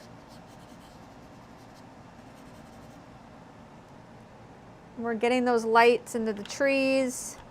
And if I feel like I got something a little too, this one's similar. This is a 173. This is a Pitt pencil. Yeah, it's a little bit of a darker green, almost like this bright yellow green extra dark. Oh, my thing, it freaked me out. I was like, oh my gosh. There we go. Oh, Alexandra, welcome. I think this is your first time in chat. I'm so glad that you're here. Thanks for the black and white tip. I just figured out how to switch my iPhone to black to back and forth between color and black and white, and I learned something new. Oh, good. Did I show you guys that? Because I don't even think I showed you how I do that on my phone. Like, some people might not even know how to do it. So when you're in photo mode on your iPhone, I only have the iPhone, so you click that little triangle at the top, and then you get all of your sizes. And then you click filter, which is the 3 circles, and then you scroll it to the tone. I use the Noir. A mono is okay, but then you can see how I can look at my work and get the values in here and see my values. So I hope that's helpful. I didn't even think of like getting it to show you how to do it. Sorry guys, but that was great, like giving me a heads up on that. Karen, I'm always apt to help, want to help, so. Oh good, you guys are all welcoming Alexandra, that's awesome. So we're still working on the light up here, and I'm going back and forth with these trees, and what I'm just thinking about is I'm burying some of the black. And sometimes I can get a little carried away with that and do too much, and that's where I get to kind of go back and forth with that famous shadow pencil. Gosh, I'm a little bit of a mess down here today. Let me clean myself up here. I think I even put the shadow pencil. This is my shadow pencil, 175 Pitt pencil, and this is what it does. It puts shadow back in my work if I feel like I did a little too much.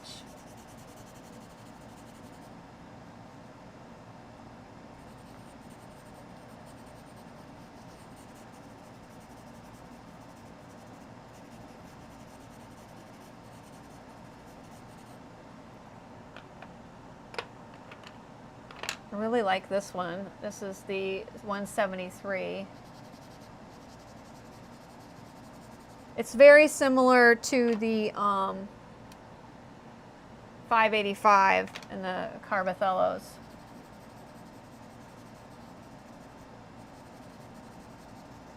So we just get to do this little dance back and forth, and that's how you get that layering in there. Okay, so I'm going to work on the hills and stuff.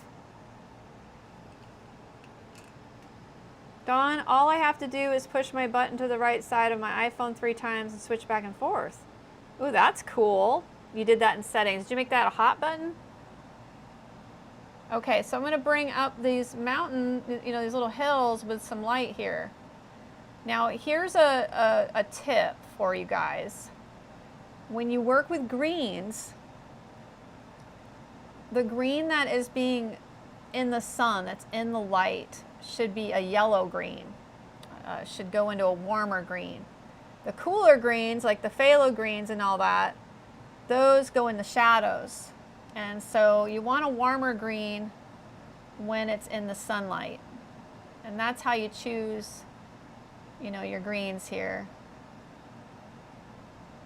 And I did put some of the cool in here in some areas, but I can just hit it with that bright and it's going to look like it's kissed by the sun.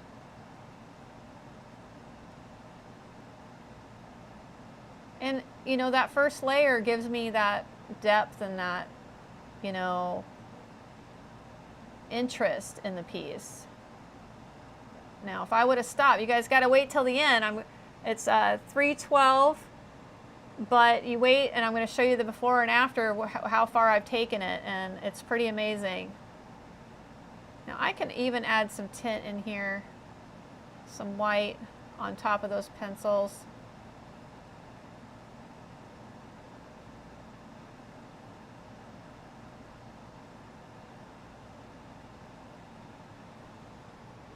Yeah, looking at that in the camera.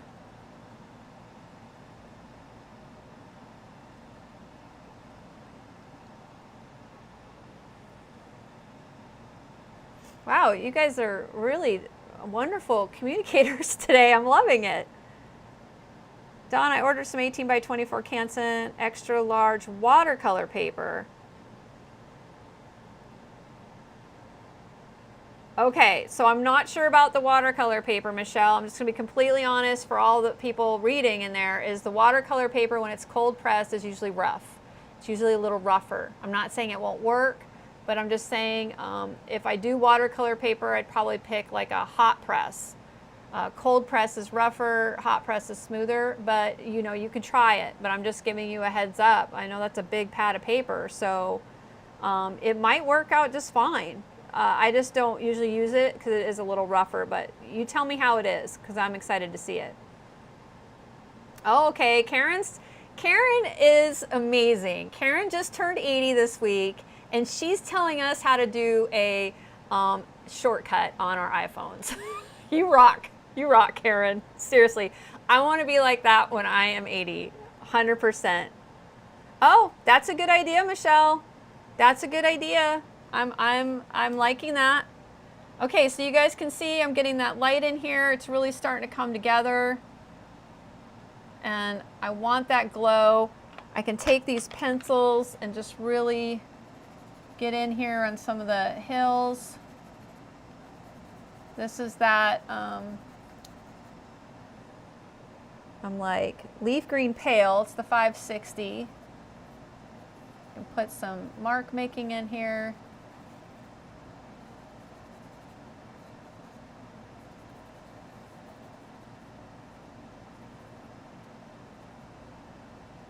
Okay, we got to put the water in, folks. Are you guys ready for the water? Because I think that's going to be gorgeous. It's going to be good. Let's play with the water. Okay, so I put in a coat of the Magenta, the Ultramarine extra dark. I'm just tapping that into my tray. I don't like to blow off in my studio because my studio is inside my home. I don't think it would matter where my studio is. I always like to blow off outside. So I do have some shed in here. I'm okay with that. I'll just go blow it off later. but just tapped off this one area. And so now I'm going to start putting in some water.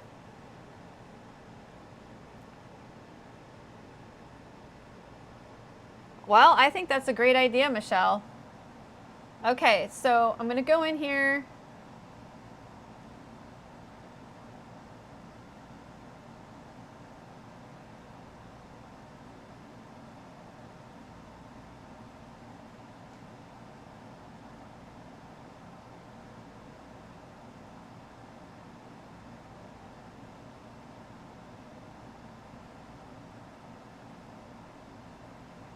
Putting that turquoise in.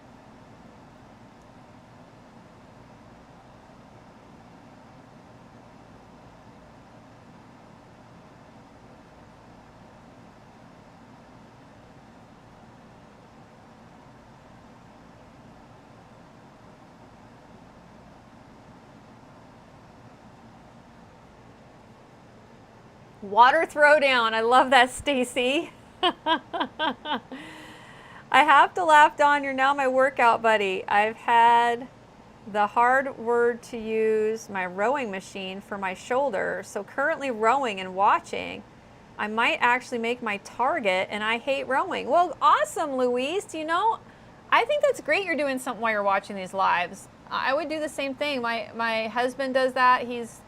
He will watch, listen to a meeting, and then he'll work out while he does it.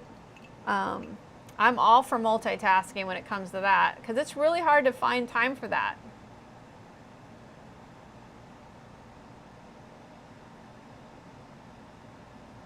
So usually when you see me go out of frame, I'm wiping off onto my towel excess.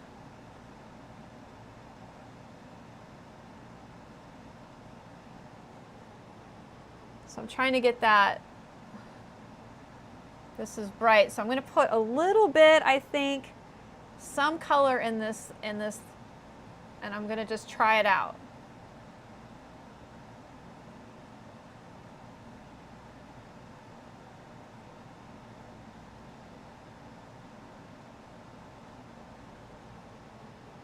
Oh, what's happening? I am going to just use this little bit of red on the pencil.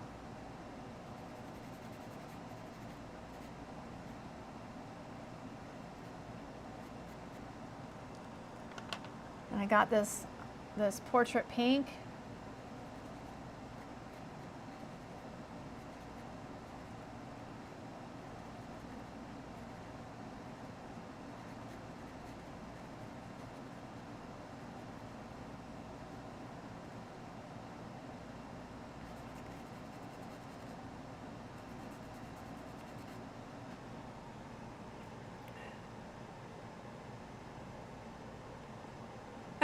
I love it.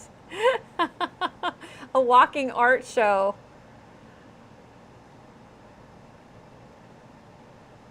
That's awesome. Oh yeah, you can't chat when you're rowing there, Louise.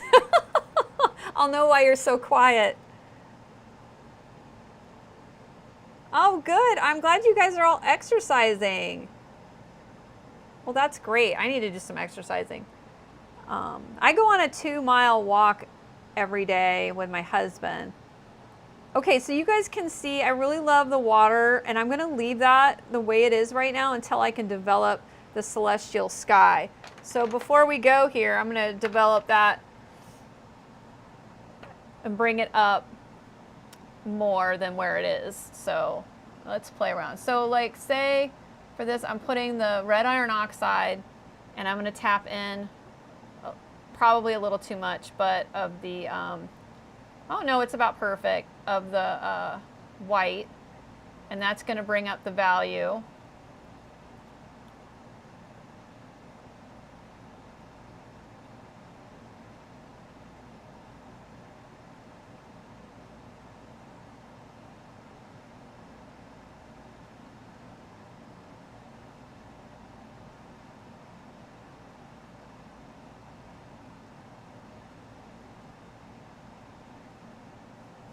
have this spot right here that's not, doesn't have anything. So I'm gonna,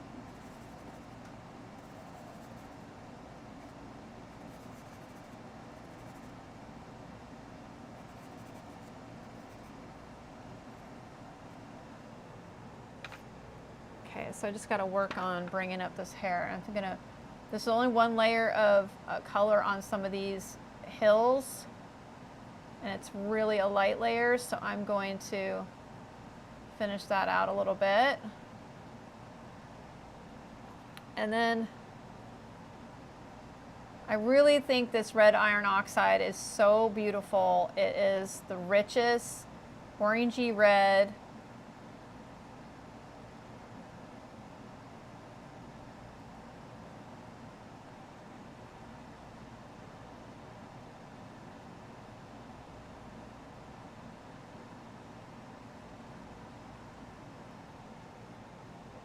Francine's driving, does that count? I don't think so, Francine. Are you driving back from your horse training? I know, we all want to be Karen, right? We all want to be Karen when we grow up. We're 80 years old, doing the tech, she's creating, she's exercising, she's a trooper. Man, you're inspiring, Karen. Well, I wouldn't mind, you know, a lot of times I paint places that I want to go too, so let's all go there. Let's go to the landscape. Okay, so I'm going to bring up some of this. You just start seeing things. It takes a little while. And I got some transitions I got to play with right here.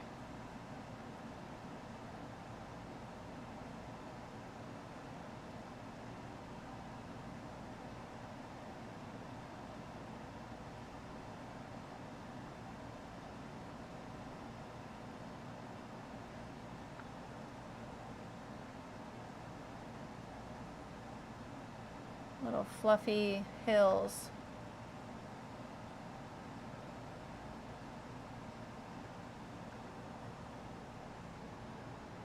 I'm gonna go use this orange shade.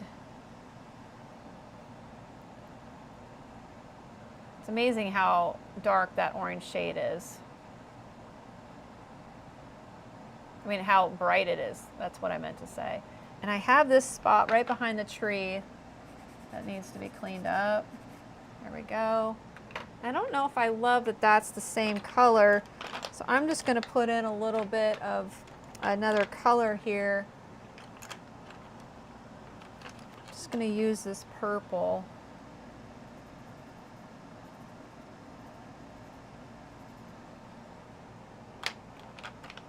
All right. So I got that spot. So I've really got to work on over here in her hair. I'm going to bring that orange in here too. And I'm going to rainbow her out and get her hair looking like a celestial, starry sky is what I'm after.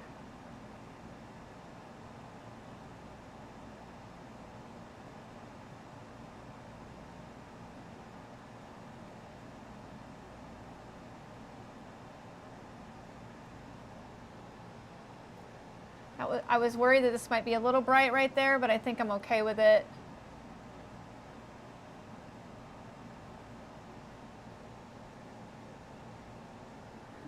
I could have a rainbow coffee and spicy bagels for the boat road trip. Yeah, like Mary Poppins. That would be awesome if we could jump into paintings like that. I have the orange down here. You know, I'm trying to think of what color I'm not going to use a lot of for the moment. I think I'm going to not use that one. So I'm going to put the orange here because I'm going in between the two of them, the orange and the orange shade.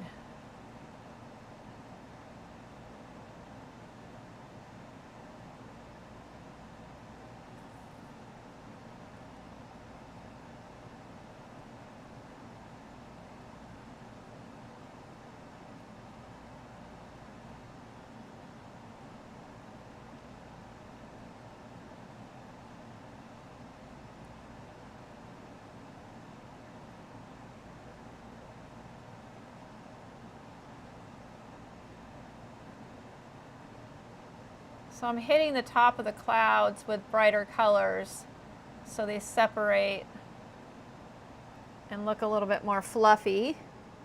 This tip is starting to bug me, so I'm going to put it aside and use a different tip. And I got to get these transitions, so I'm going to start playing with the transition here.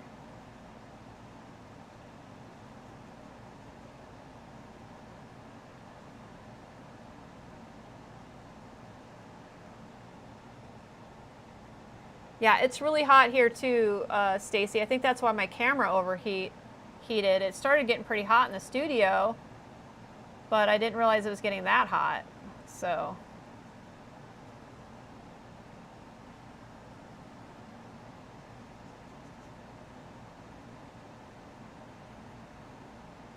we are creating some celestial vibes, and you can see how I'm rainbowing it out and how it all plays off of each other. So before I go, I'm going to show you the before and after too of where I've taken it today.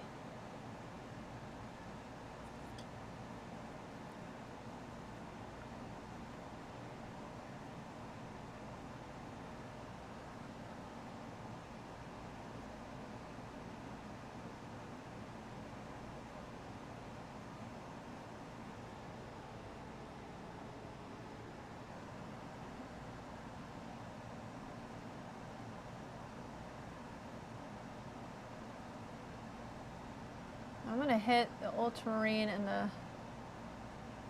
magenta and bring some of that purple in here, that violet.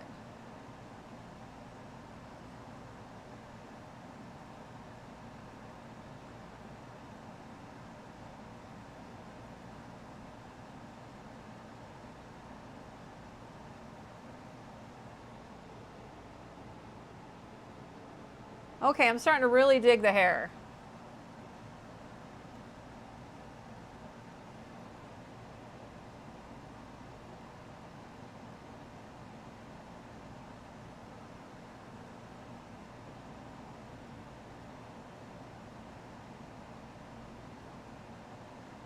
So this is all about layering and really paying attention to your values. And that's what the theme was today, is because you guys are going to look at where I started, and I know there's some of you in that group, in this group, that were like, it's done. Why do we need to do any more? And I'm excited to share that with you.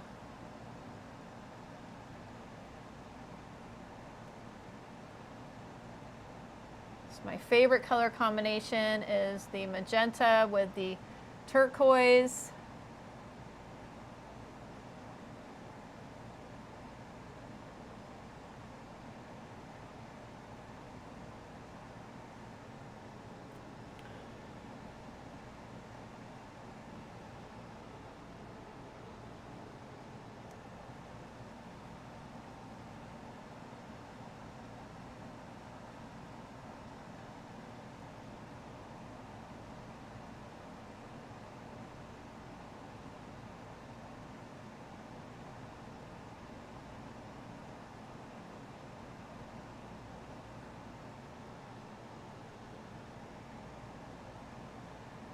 Boy. Yes, the stars are showing up. Oh, well, Katie, at least you tried. I'd have to probably play with it a little bit too. Thank you, Paula. You're driving home from the muddy barn. Only time I'm grateful for red light so I can add a chat. Oh, you're so sweet, Francine. I'm so glad you made it today. Okay. Okay, I'm caught up with chat. I have a few little bits here I'm playing with some light. Adding some tints in here. I could play with this for hours, so I'm just going to do a little bit here, and I'll probably go and play with it some more once we get going. Now, the one part that I think, I haven't really been able to touch on today is the pencils. Like, I'm going to be spending some time, adding some whimsical pencil marks.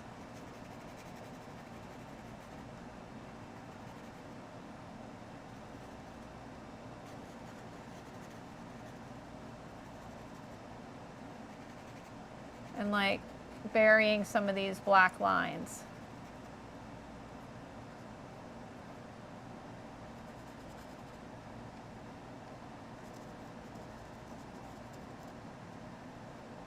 And then the other thing that I know I'm not going down here, but like let me pull, well, let me show you before I go one other little thing I'm going to be doing with it. Is I'm going to be adding some of these little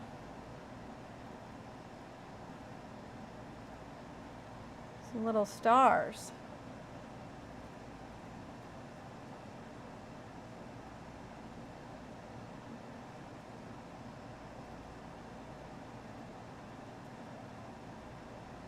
Now, I like the reverse of the stars being black.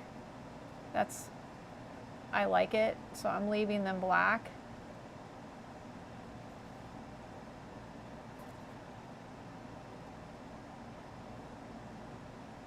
Got to give her celestial vibe. I'd probably work on her hair a little bit more.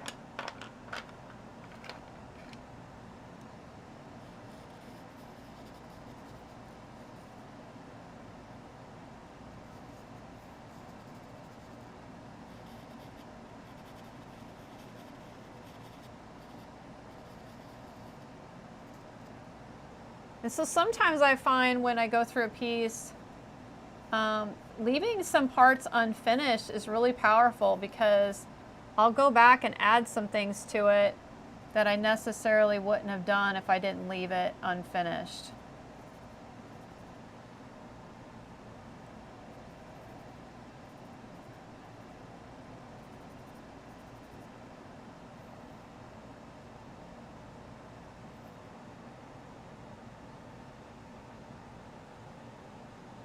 So I'm going to pull back real quick and show you one more thing before I show you the before and after. I am so grateful, like full of gratitude, that my camera calmed down and that it didn't stay in overheat mode. Okay.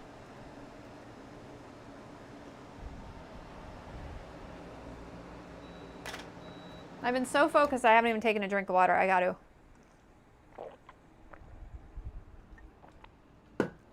Okay, let's make sure she's focused. And then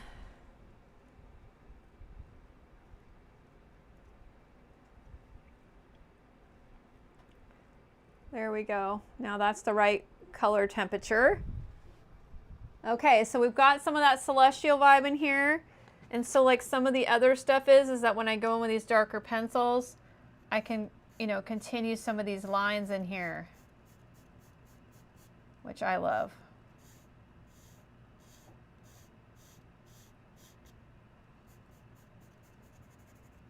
And that continues with the repetition of the piece.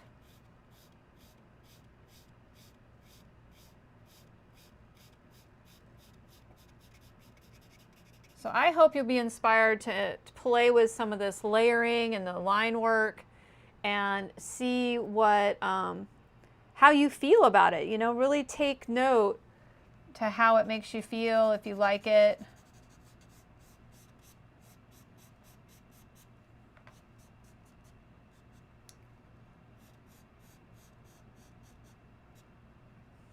I was thinking that it would be fun to put some, I don't know if I would do magenta. I think I would stick with, let me do the brighter.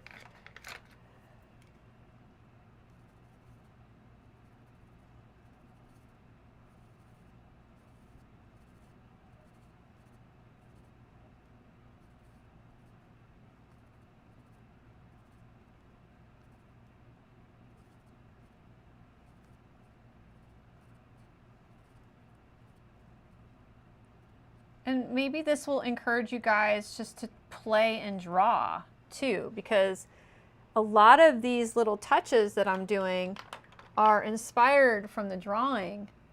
And, you know, not all the drawing doesn't have to be totally fleshed out. I just know I want to continue that drawing. But just coming up with concepts and ideas can be really powerful. And then I can take that darker and blend that in a little bit so it's not so, or even the green would have been nice. Let me get that green.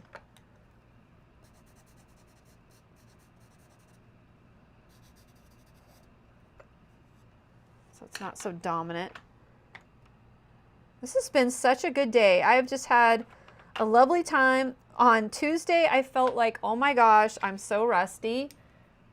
Today, I feel right back into it all, and that feels really good. And what a great group today. I'm so glad that the chat has been so busy. It's nice to see that. And I love you guys supporting each other. So we're almost to the spot here. So see, I went over those dots and they're not, it's not all perfect. I think I just got a super chat from Karen. Thank you so much. Oh my gosh, you're so sweet. Thank you for your support. I really appreciate it. All your super chats goes towards, you know, upgrading my equipment in studio. And even if you're watching a replay, you can hit super thanks. That really helps me out, and I put the money towards equipment and things to make this live and this channel even better. So thank you for your support, Karen. And if you can't afford to support me in that way, watching my videos, liking them, commenting, all that helps with the algorithm. So yay, Karen. Thank you so much. Happy birthday week. And let me see here. She says, I really love this piece. It's very unique. Stacy, you're such a cheerleader. Thank you. Hydrate. We got to hydrate. So you guys are chatting about phone stuff, so that's great. Francine, inspiration galore. It's so much fun to watch you work in the way through and be moved to do things, to add things as you go. Brilliant. Thank you guys. Thank you so much. Okay, are you guys ready? I'm going to show you the power of layering. I'm going to show you the journey with the pieces that I printed out. And I'm going to show you first where we went from today, where we started. So let's see here. This is where we were. And this is where I took it. So you can see that that power of layering can really make a difference. If you look at the hair and the rainbow, like I'll definitely be brightening that up a little bit more, but you can see the mountains and the hills, and it just really makes a difference. Now, the more I brought out this area with the highlights, I left it dark, but look how it made that go darker and this get really more focused too. And then if we look at the wings, we can see how much, you know, that played a part. And so there's this one. Now I want to show you guys where we started was this one. So layering is key. Like I barely got all the first layers in here. She looks a little rough. She looks very much like stained glass. Then I brought her up, brought the flowers up a bit, like I'm still wanting to play with them more. I got all my values up, and then to where we're at right now. So I hope you like her. I'm really thrilled with her. I'm actually liking her face a lot more right now because I feel like all the highlighted areas, like I showed you that black and white tip, that really balanced her out. I'm probably going to add some light in some areas. So I'm going to post the finished piece on Instagram, and I'm also going to show you the next live if I have time to finish her. I'll show you at the beginning. But she just has a lot of little finishing work. I could go on for hours playing with clouds and doing all of that. But I think you get the idea of the demo. And I hope you enjoyed the journey that I got to give you a peek into my creative process. I love that you guys are here. This community has just been amazing. And if you're not a member yet, sign up for my newsletter. I give you notifications of new classes and when my lives are going, you get a little bit more personal one-on-one in there. And if you follow the link in my description below, I have the link to subscribe. And you also be a member of my free PanPastel or Soft Pastel library. I'm thinking up a new free lesson to put in there. So you're going to want to be a member of that. And my new class, remember, it just launched. It's on early bird for a little while longer. It's called Guiding Light, and you get early bird pricing. And I walk you through really in depth of how to create this whimsical bird and create the light, and you get more one-on-one. It's not just a demo, it's a deep class. And right now it's on sale for $34, regular $44, and that changes on the 11th. So get that early bird pricing before it changes. But thank you so much, you guys. I think I got all of you in chat. Let me make sure here real quick. Yeah, the layering makes a huge difference. I know I want rainbow hair. We have a no-namer. Okay, hello, thank you. That's weird. Okay, thank you, Louise. Thank you, Kez, Michelle, Karen, Lynn, Chrisella, Stacy, thank you. I'm so glad you like her expression. It is a tiny face. It's the size of my thumb. Paula and Laura. All right, you guys. Well, thank you. Sunny wants to, you want to come say goodbye? Okay, we get Sunny wants to say hi today. Let's see. All right, you guys, you take care. I will see you next week on Tuesday. We are back to our normal schedule. Michelle, thank you so much for your wonderful encouragement and cheering everybody on. He doesn't like the camera, but I think today he doesn't know where the camera is. So that's good. He's a scruffy little dude. He has a little mohawk. See his little mohawk? He's a scruffy little dog, but he's so sweet. All right, you guys, you take care. I'll see you next Tuesday. All right, bye-bye.